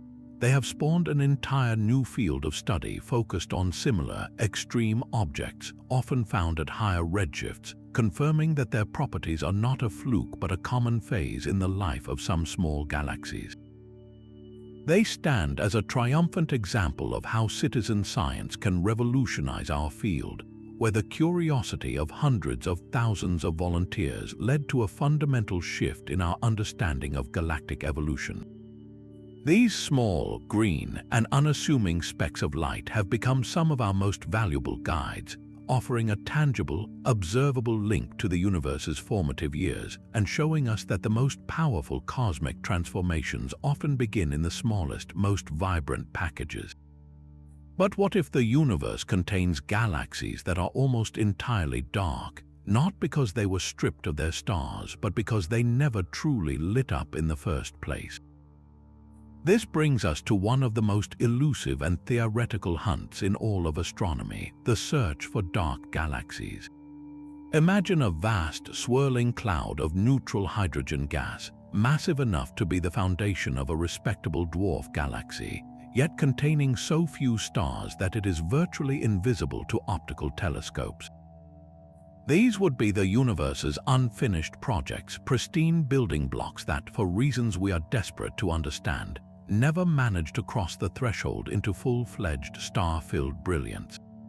The existence of such objects has been a prediction of cosmological models for decades, offering a potential solution to several puzzles, including the missing satellites problem, but confirming their reality has proven to be one of observational astronomy's most formidable challenges.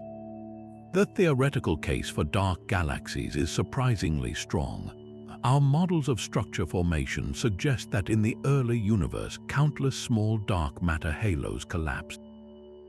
Many of these halos successfully pulled in gas, cooled it, and began forming stars, becoming the dwarf galaxies we see today. But a significant population of these halos, according to the theory, should have failed at this critical step. Perhaps their gas was heated by the pervasive ultraviolet background during the epoch of reionization before it could properly collapse.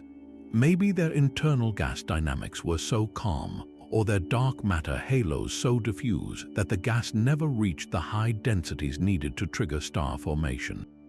In any case, these objects would persist as ghostly structures, massive reservoirs of primordial hydrogen gas lingering in the darkness, held together by their unseen dark matter halos but lacking the stellar fireworks that would make them easy to spot.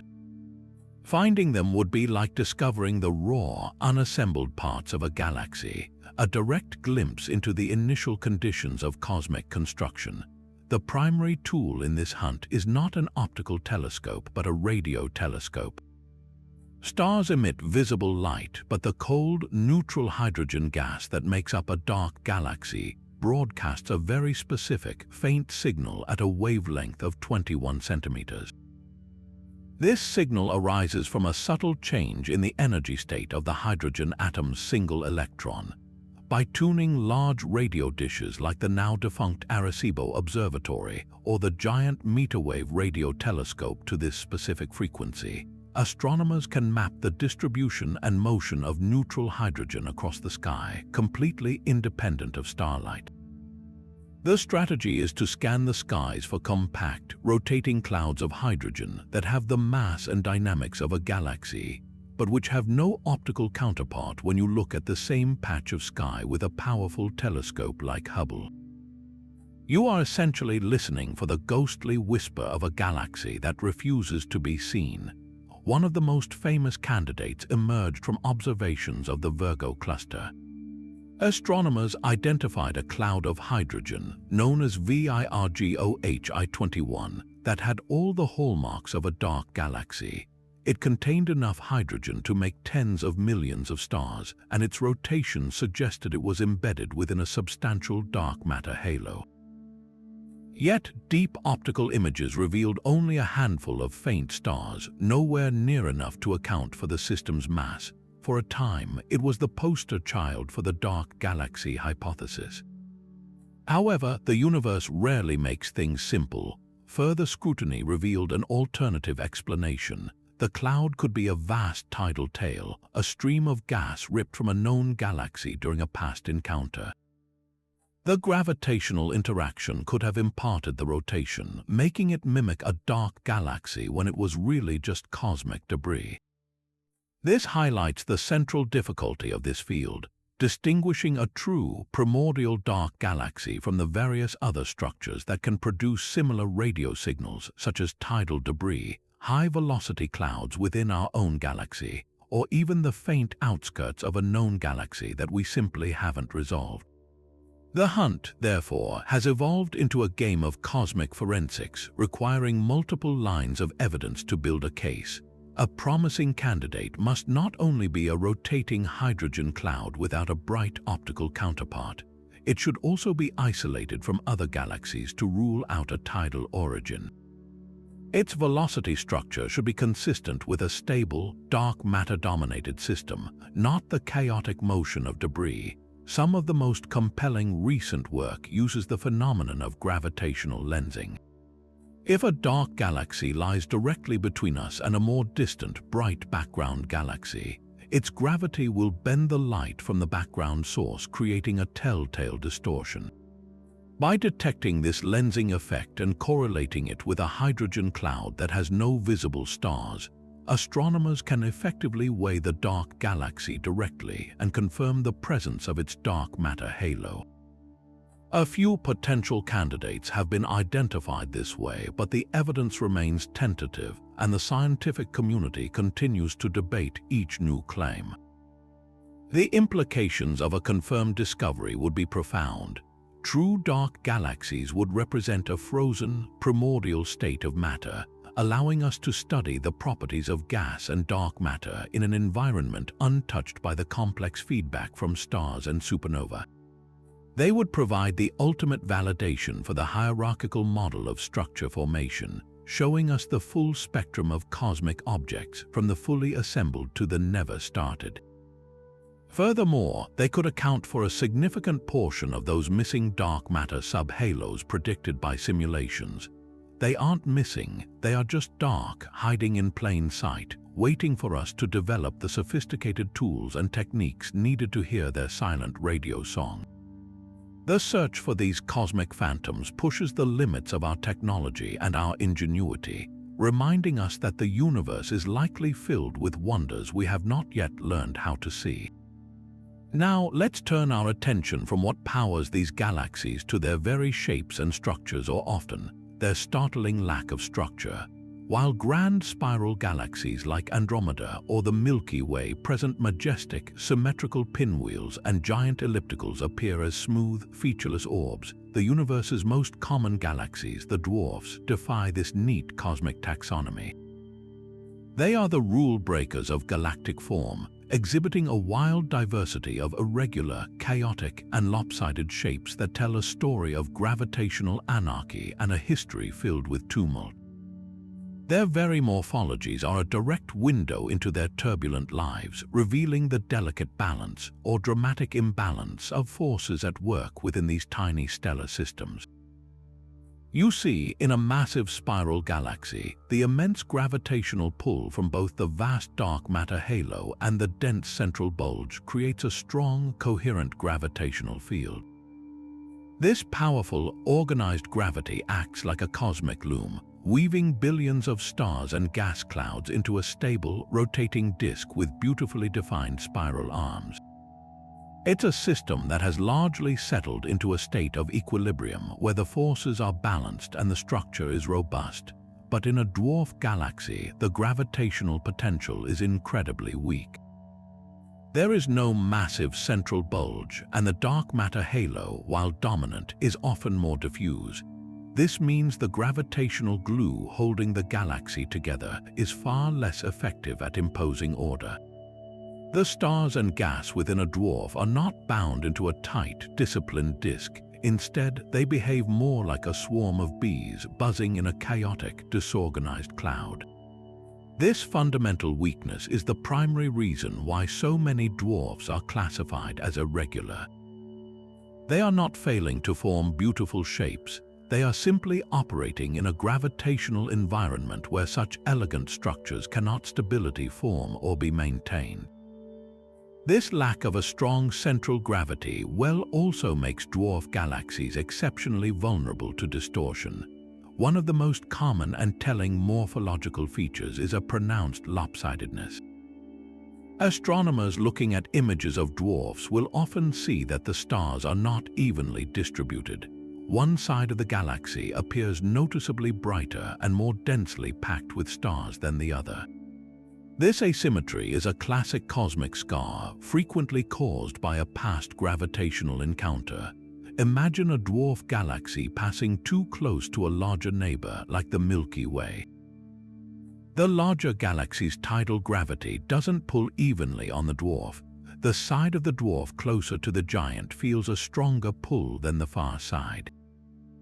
This tidal force stretches the entire system, drawing stars and gas out into a long streamer on one side and compressing them on the other, leaving the galaxy permanently misshapen. In many cases, the galaxy never fully recovers from this gravitational bullying, carrying its lopsided form as a permanent record of the encounter. But interactions aren't the only source of this chaos. The internal dynamics of a dwarf can be just as disruptive. In a large galaxy, supernova explosions are powerful, but their energy is often absorbed and dissipated within the thick, dense interstellar medium. In a dwarf, a single supernova can be a cataclysmic event for the entire system. The blast wave from one of these stellar explosions can violently push and redistribute the galaxy's scant gas supply, and because the gravity is so weak, it can't quickly pull everything back into order. Multiple supernova from a starburst event can create gigantic, blowing bubbles and cavities, permanently distorting the galaxy's shape from the inside out.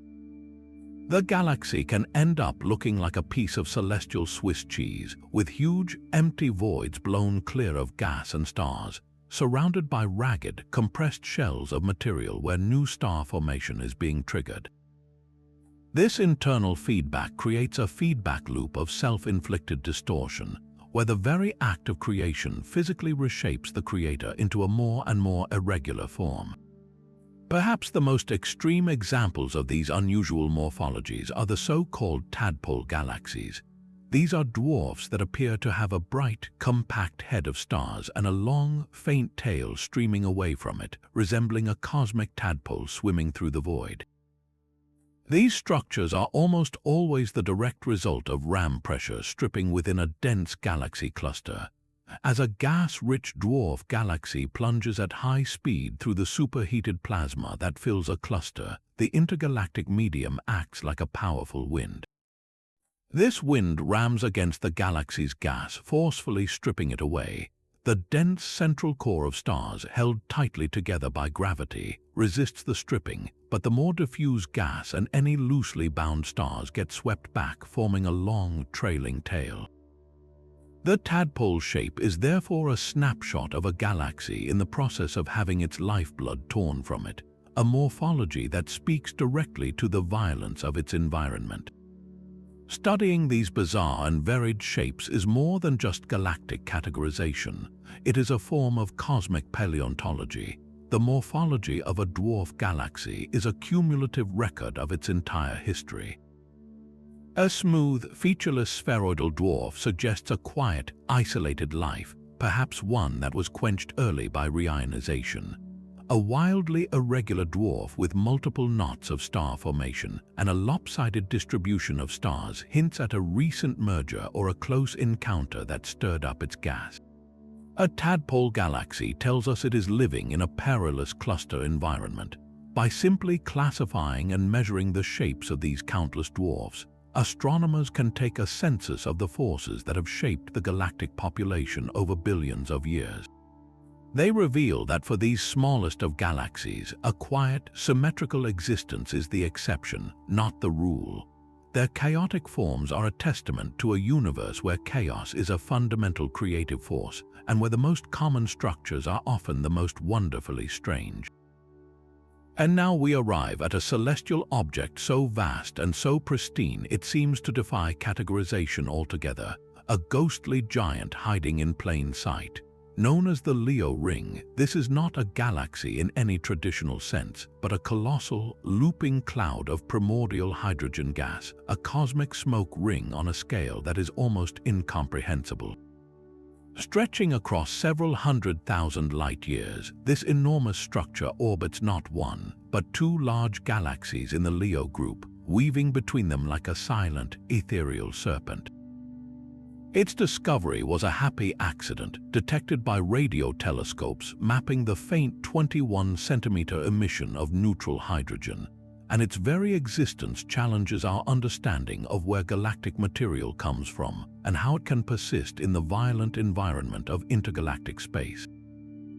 The central mystery of the Leo Ring is its origin. What process could possibly create such a massive, coherent cloud of gas far from the star-forming heart of any galaxy? Astronomers have wrestled with several compelling theories, each with dramatic implications. The first and most tantalizing idea is that the ring is a genuine fossil, a leftover from the very process of large-scale structure formation. In this scenario, the ring is a surviving pocket of the primordial gas that filled the universe after the Big Bang. Billions of years ago, this gas was supposed to have collapsed into the vast dark matter halos that became the Leo galaxies. But perhaps this particular cloud was caught in a gravitational standoff, a cosmic no-man's land between the two large galaxies. Their competing gravitational pulls could have prevented the gas from falling into either one, leaving it stranded in a stable orbit as a relic of the raw material from which all galaxies are built. If this is true, the Leo ring is a unique window into the pristine intergalactic medium, a sample of the universe's original hydrogen, untouched by the polluting winds of stellar nucleosynthesis. A second, more violent theory paints a different picture. The ring could be the spectacular aftermath of a direct collision between the two galaxies it orbits. When two massive galaxies pass through each other, their stars rarely collide, but their immense reservoirs of gas can be violently shaken and stripped away. The titanic gravitational forces can fling this gas out into space, where it can form vast, expanding shells and rings. In this tidal tail model, the Leo ring is the debris from an ancient galactic crash, a splash of cosmic material frozen in time. Supporting this idea is the fact that the two central galaxies show some signs of a disturbed history. The sheer size and coherence of the ring, however, make this a spectacular example of such a process, a testament to the universe's ability to create beauty from catastrophe. Then there is the most exotic possibility that the Leo ring is itself a dark galaxy. This theory suggests the cloud is not just a passive wisp of gas, but a self-gravitating entity held together by its own significant but invisible dark matter halo. In this view, the ring has all the necessary components of a galaxy: mass, rotation, and structure, but it utterly failed to form stars. Why? Perhaps its gas was too diffuse, or the density perturbations within it were too weak to trigger collapse. Maybe it was heated by the ultraviolet background just enough to prevent star formation, but not enough to dissipate entirely. If the Leo ring is a dark galaxy, it would be the largest and most magnificent specimen ever found, a living example of the universe's hidden, non-luminous infrastructure, and a direct solution to the missing satellites problem on a grand scale. The true nature of the ring likely lies in a complex interplay of these factors. Detailed observations have revealed that it is not completely pristine. There are faint, localized signs of star formation within the cloud, tiny stellar nurseries ignited in the densest knots of gas. This suggests the cloud has pockets where the gas has become unstable and begun to collapse, blurring the line between a passive ring and an incipient galaxy. These stellar knots are like tiny beacons, helping astronomers map the cloud's intricate structure and internal motions, providing clues to its past and its future. The ring's enduring existence is also a puzzle. Why hasn't this vast reservoir of fuel been accreted by the two hungry galaxies it orbits, or shredded by their gravitational tides? Its stability hints at a delicate balance of forces, a celestial dance that has preserved this ancient structure for billions of years. Ultimately, the Leo ring is a profound reminder of the sheer abundance of raw material that exists between galaxies. We often think of the cosmos as a collection of bright islands in a black, empty sea, but the reality is that the sea itself is filled with invisible, drifting resources. The ring reveals that intergalactic space is not a perfect vacuum. It is a dynamic repository of gas, a cosmic reservoir that can fuel future generations of stars or remain as a silent, enduring monument to the universe's untapped potential. Whether it is a fossil, a tidal relic, or a dark galaxy, its silent, looping form challenges us to expand our definition of what a cosmic structure can be, proving that some of the universe's most magnificent creations are the ones we can barely see. This brings us to a profound insight about our own cosmic home. a discovery that connects the grand, violent history of the universe directly to the stars we see above us every night. We often picture the Milky Way as a single, coherent entity, a majestic spiral that formed in splendid isolation. But the truth is far more dynamic and tells a story of cosmic cannibalism written in the very chemistry of countless stars. Our galaxy's halo, that vast spherical cloud of ancient stars enveloping the central disk, is not a native population. Through a forensic astronomical technique known as chemical tagging, we have determined that a huge fraction of these halo stars are actually immigrants, the scattered remnants of dwarf galaxies that our Milky Way consumed over billions of years. Chemical tagging works like celestial DNA analysis. Every star carries within its light a precise chemical fingerprint, a spectrum that reveals the exact proportions of elements in its atmosphere, how much iron, carbon, oxygen, and magnesium it contains. Stars that form together from the same giant molecular cloud will share an almost identical chemical signature, like siblings from the same parents. But stars from different galaxies often have distinctly different chemical histories, shaped by the unique pace and pattern of star formation and supernova enrichment in their original home. When astronomers began meticulously analyzing the spectra of individual stars in the Milky Way's halo, they found something startling. These ancient stars were not a single, homogeneous family. Instead, they clustered into distinct chemical groups, each with its own characteristic pattern of elemental abundances. Many of these chemical groups bear a striking resemblance to the chemical signatures we see in the surviving dwarf galaxies orbiting the Milky Way today, like the Sagittarius Dwarf or the Large Magellanic Cloud. The inescapable conclusion is that these halo stars did not form here, they were stolen. They are the survivors of galactic demolition events, the liberated citizens of dwarf galaxies that were long ago torn apart and assimilated into our own. This transforms our understanding of the galactic halo from a static cloud into a dynamic archaeological site. Each of these chemically distinct groups of stars is a ghostly stream, the dissolving skeleton of a former galaxy.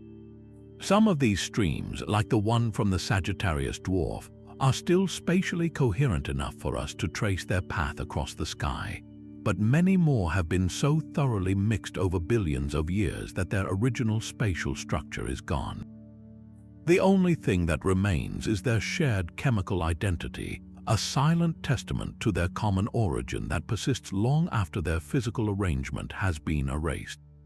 By cataloging these different chemical families, we are effectively excavating the fossil record of the Milky Way's growth, identifying individual progenitor galaxies that contributed to our halo, one starlight signature at a time. This discovery fundamentally establishes dwarf galaxies as the primary building blocks of large galaxies like our own.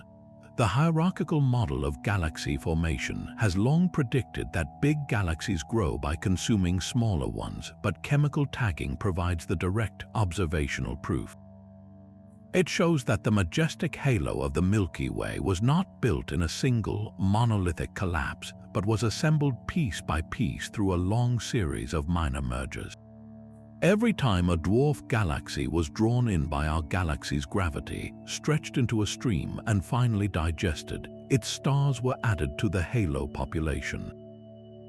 Our galaxy, in its current form, is the product of hundreds, if not thousands, of such ancient acts of cosmic cannibalism. The halo is the ultimate trophy case, displaying the assimilated remains of all the smaller systems that ventured too close throughout the eons. This process also explains some of the unusual properties of halo stars. They are universally old and metal-poor, meaning they contain very few elements heavier than hydrogen and helium. This makes perfect sense if they originated in small dwarf galaxies. As we've learned, dwarf galaxies are inefficient at chemical enrichment.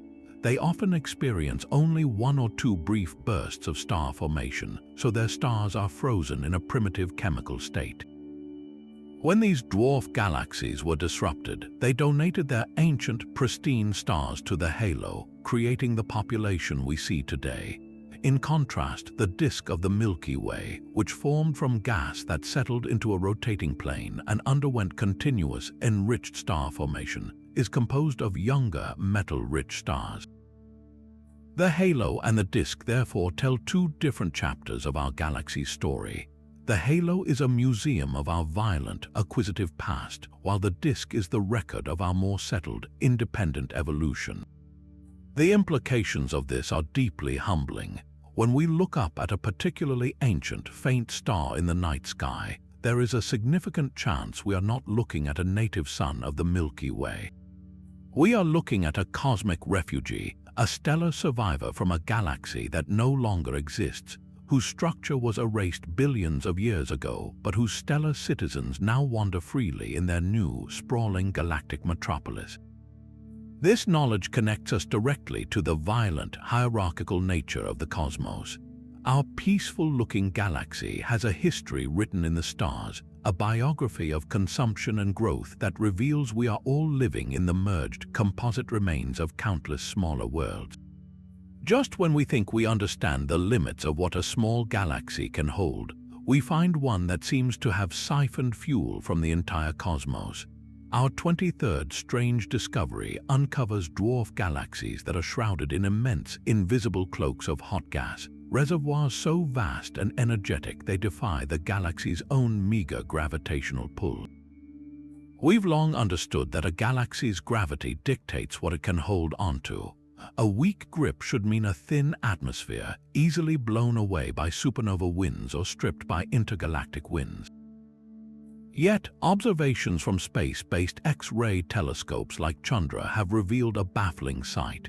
Certain dwarf galaxies are embedded within enormous, diffuse halos of multimillion-degree gas that extend for tens of thousands of light-years. These are not the cold, star-forming clouds we're used to, but a tenuous, seething plasma that glows faintly in high-energy X-rays. The sheer mass of this hot gas often rivals or even exceeds the total mass of all the visible stars in the dwarf itself, creating a profound imbalance. How can a tiny galaxy with such a shallow gravitational well possibly trap and contain such a massive, high-pressure atmosphere without it simply boiling off into space? The implications of these massive gas halos are twofold, presenting both a puzzle for the present and a promise for the future. First, their very existence challenges our models of galactic feedback and gas retention. When massive stars in a dwarf galaxy explode as supernova, they inject enormous energy into the surrounding gas. In most small galaxies, this energy is more than enough to overcome gravity, launching powerful winds that eject the gas entirely and quenching further star formation. But in these specific dwarfs, that supernova energy appears to have been absorbed and contained. The gas was heated to X-ray temperatures, but against all odds it didn't escape. It instead settled into a vast, swollen halo held in a precarious, puffed-up equilibrium.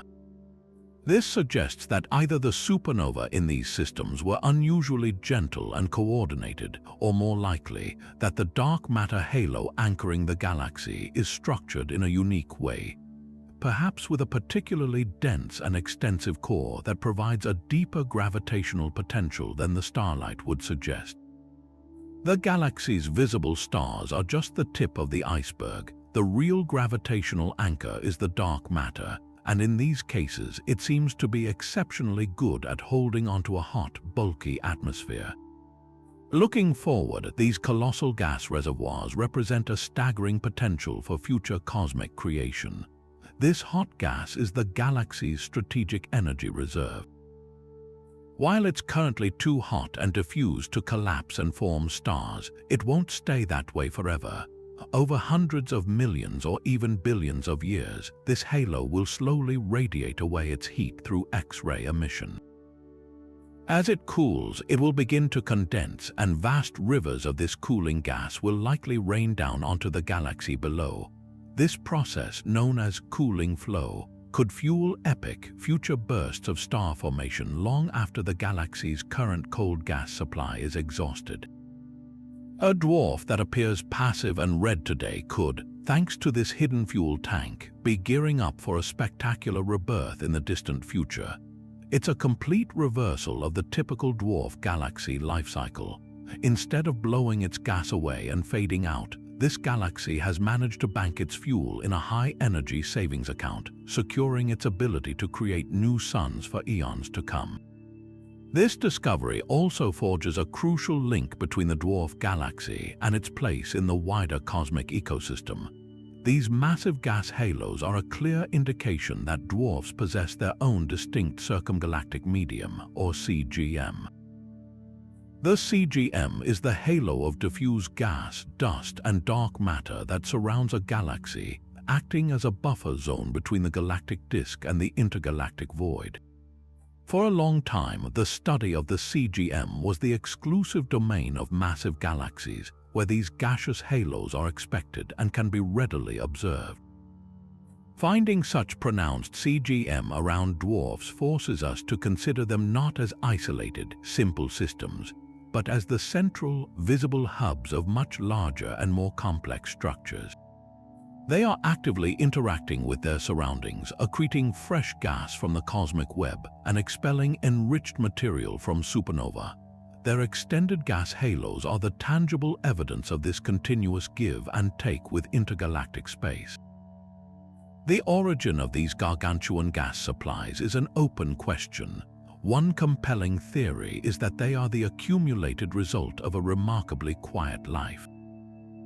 A dwarf galaxy that has resided in a cosmic void, far from the disruptive gravitational tides of galaxy clusters, could have slowly and steadily accumulated gas over billions of years. Without major encounters to strip it away, this gas was heated by successive generations of stars and simply piled up, creating the extensive halo we see. Another, more dynamic possibility is that we are catching these dwarfs at a very specific moment in time, just after they have captured a massive filament of cold gas from the cosmic web. As this cold gas pours into the galaxy's dark matter halo, it may shock heat to X-ray temperatures, briefly inflating the CGM to an anomalously large size before it has time to fully cool and settle. This would make these objects the dwarf galaxy equivalent of a snake that has just swallowed a large meal, its middle distended as it works to digest the sudden influx of material. Regardless of their origin, these dwarfs with impossibly large gas halos demonstrate that the flow of matter in and out of galaxies is a universal process, one that can create massive, hidden reservoirs of potential even around the universe's most humble islands. They teach us that a galaxy's true size and potential are not always written in its stars, but are often hidden in the faint, hot glow of the gas that surrounds it. But just as we find dwarfs with immense reservoirs of potential, we must also confront the cosmic paradox of those whose creative fires have been permanently extinguished. This brings us to our 24th discovery, the profound mystery of galactic quenching. In the dense neighborhoods around giant galaxies like our own, astronomers observe a stark divergence among the dwarf satellite population. Some, like the Large Magellanic Cloud, are vibrant and blue, actively forging new stars. Others, like the Draco Dwarf, are faint, red, and eerily quiet, their star formation having ceased billions of years ago. Why? What cosmic mechanism decides which dwarfs get to continue creating and which are sentenced to a permanent, silent retirement? The answer lies in a brutal struggle against the environment of a giant host galaxy, where three primary forces conspire to rob a dwarf of its lifeblood. The first and perhaps most efficient killer is ram pressure stripping. Imagine a dwarf galaxy rich with cold, dense gas clouds orbiting its massive host. As it moves, it plows through the hot, thin plasma that fills the space between galaxies in a cluster or group, a material known as the intracluster medium.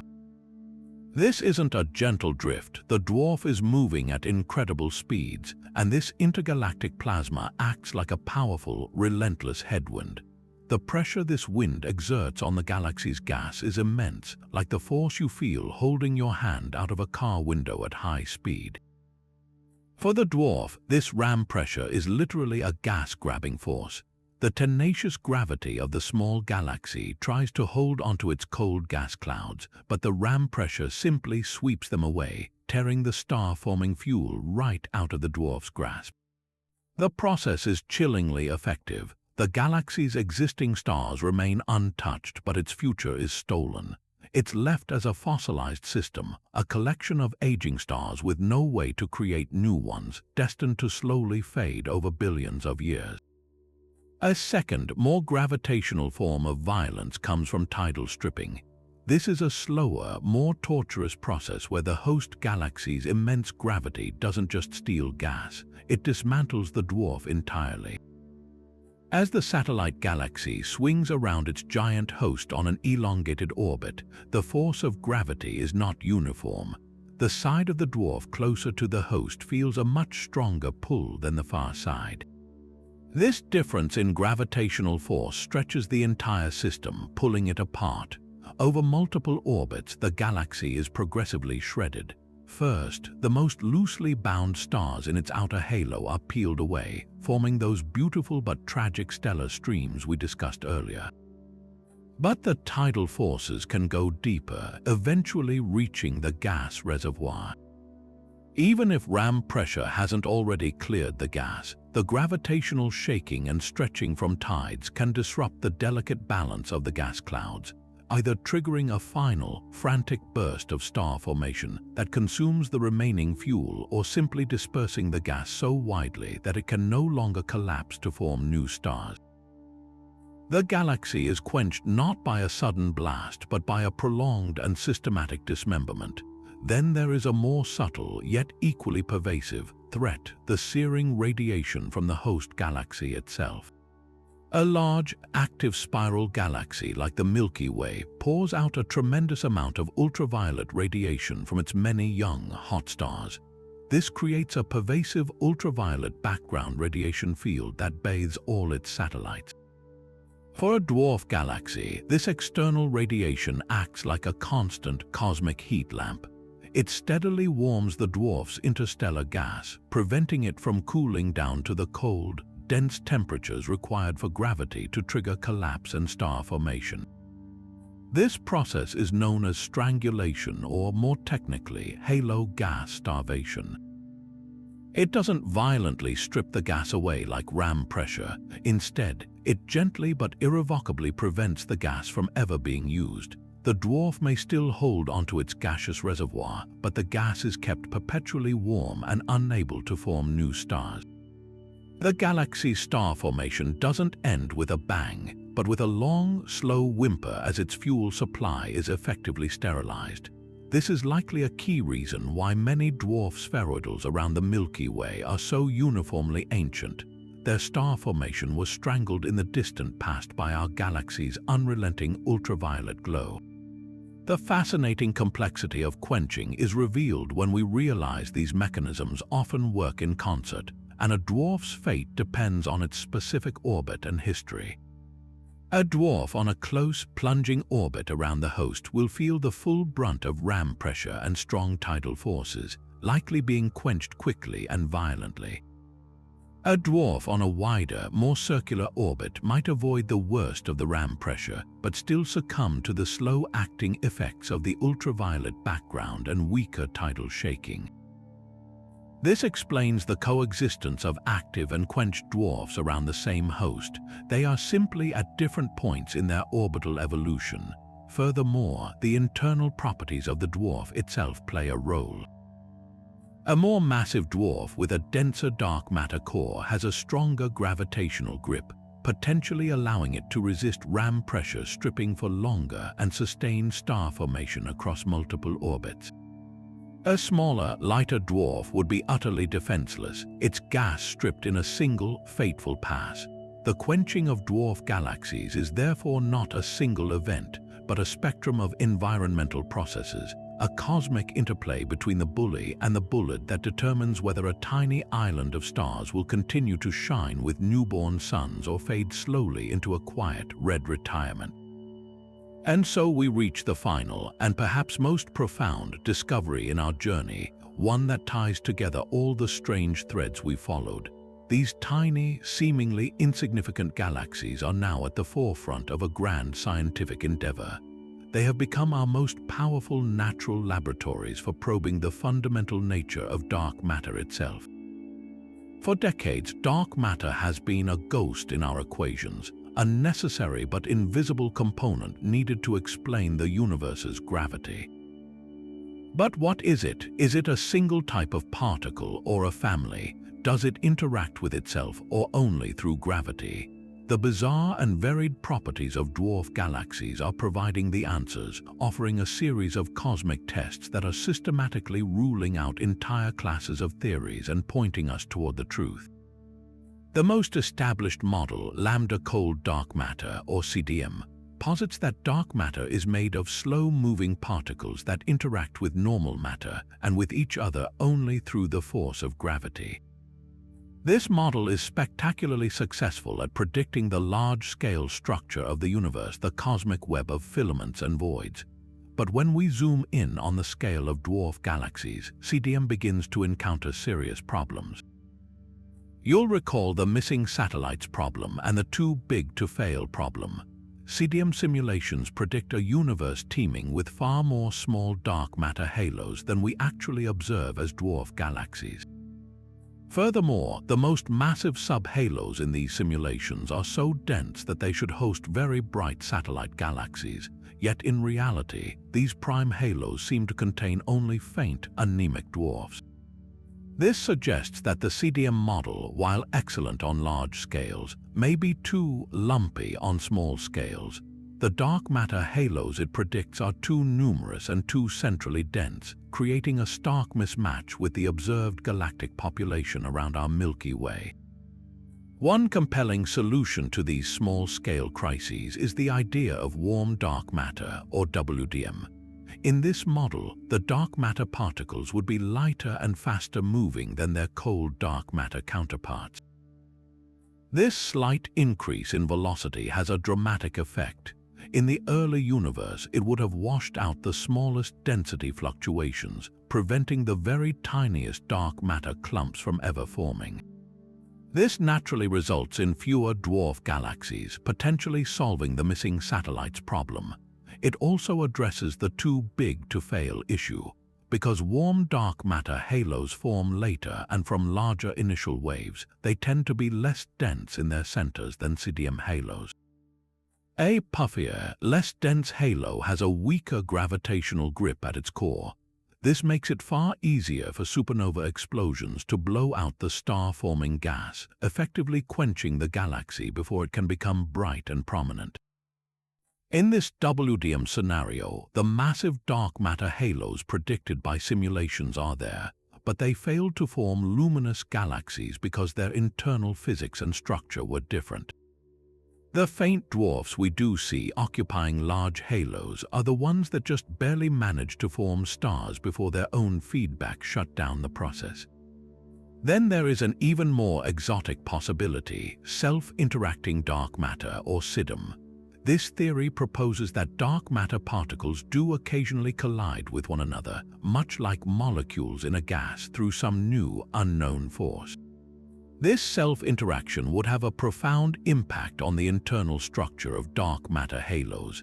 In a collision, energy is transferred from the hotter, faster-moving particles at the outskirts of a halo to the cooler, slower-moving particles in the center. This process acts like a form of friction, smoothing out the dark matter distribution and creating a large, constant-density core in the center of the halo, rather than the steeply rising cusp predicted by standard CDM. This directly addresses one of the longest-standing puzzles in dwarf galaxies, the cusp/core problem. The observed rotation curves of many dwarfs suggest they have a soft, constant-density core of dark matter in their center, but CDM simulations almost always produce a steeply rising cusp. Self-interacting dark matter provides a natural mechanism to erode that central cusp into a core, bringing theory into better alignment with observation.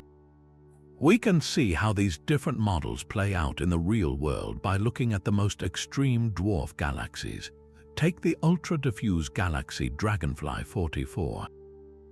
Its incredible dark matter dominance and stability, despite its apparent fragility, can be explained by a dense CDM halo. However, its very existence as such a large, diffuse object might be more naturally explained by a warmer or self-interacting dark matter model that produces more spread-out halos.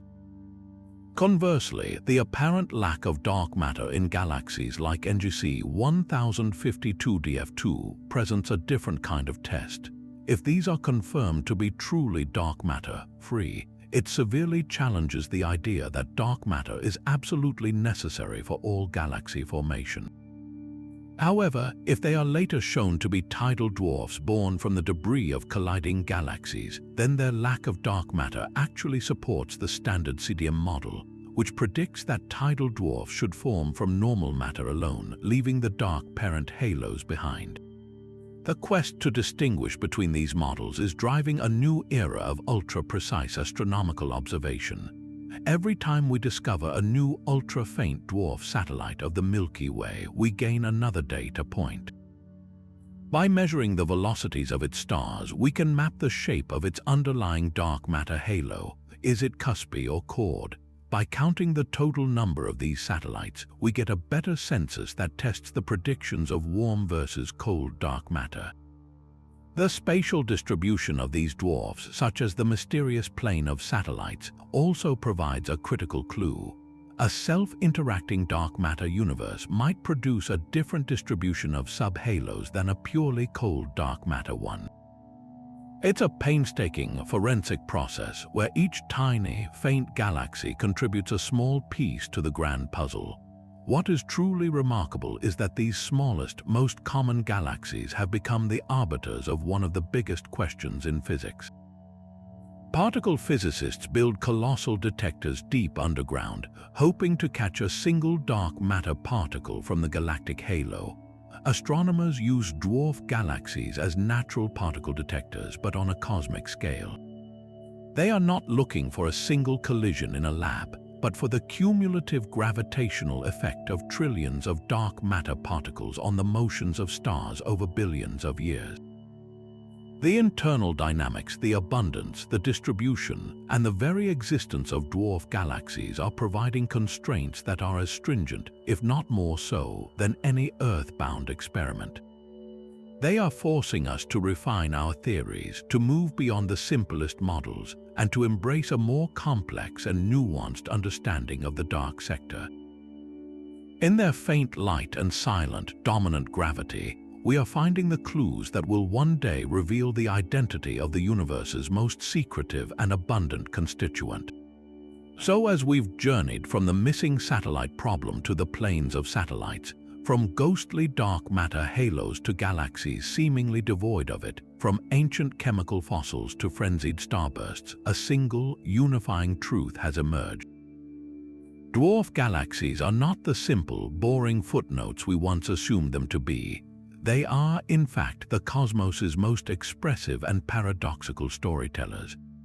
Each one of these 25 discoveries is a piece of a grander puzzle, revealing that the smallest structures often hold the biggest secrets. They are the key testing grounds for our theories of dark matter, forcing us to move beyond simple models and consider a more complex, dynamic dark sector.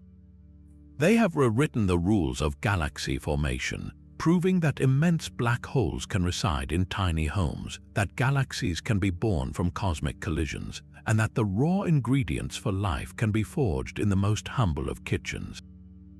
Their very shapes, from the serene polar rings to the chaotic tadpoles, record a history of violence, solitude, and resilience that large galaxies simply cannot preserve.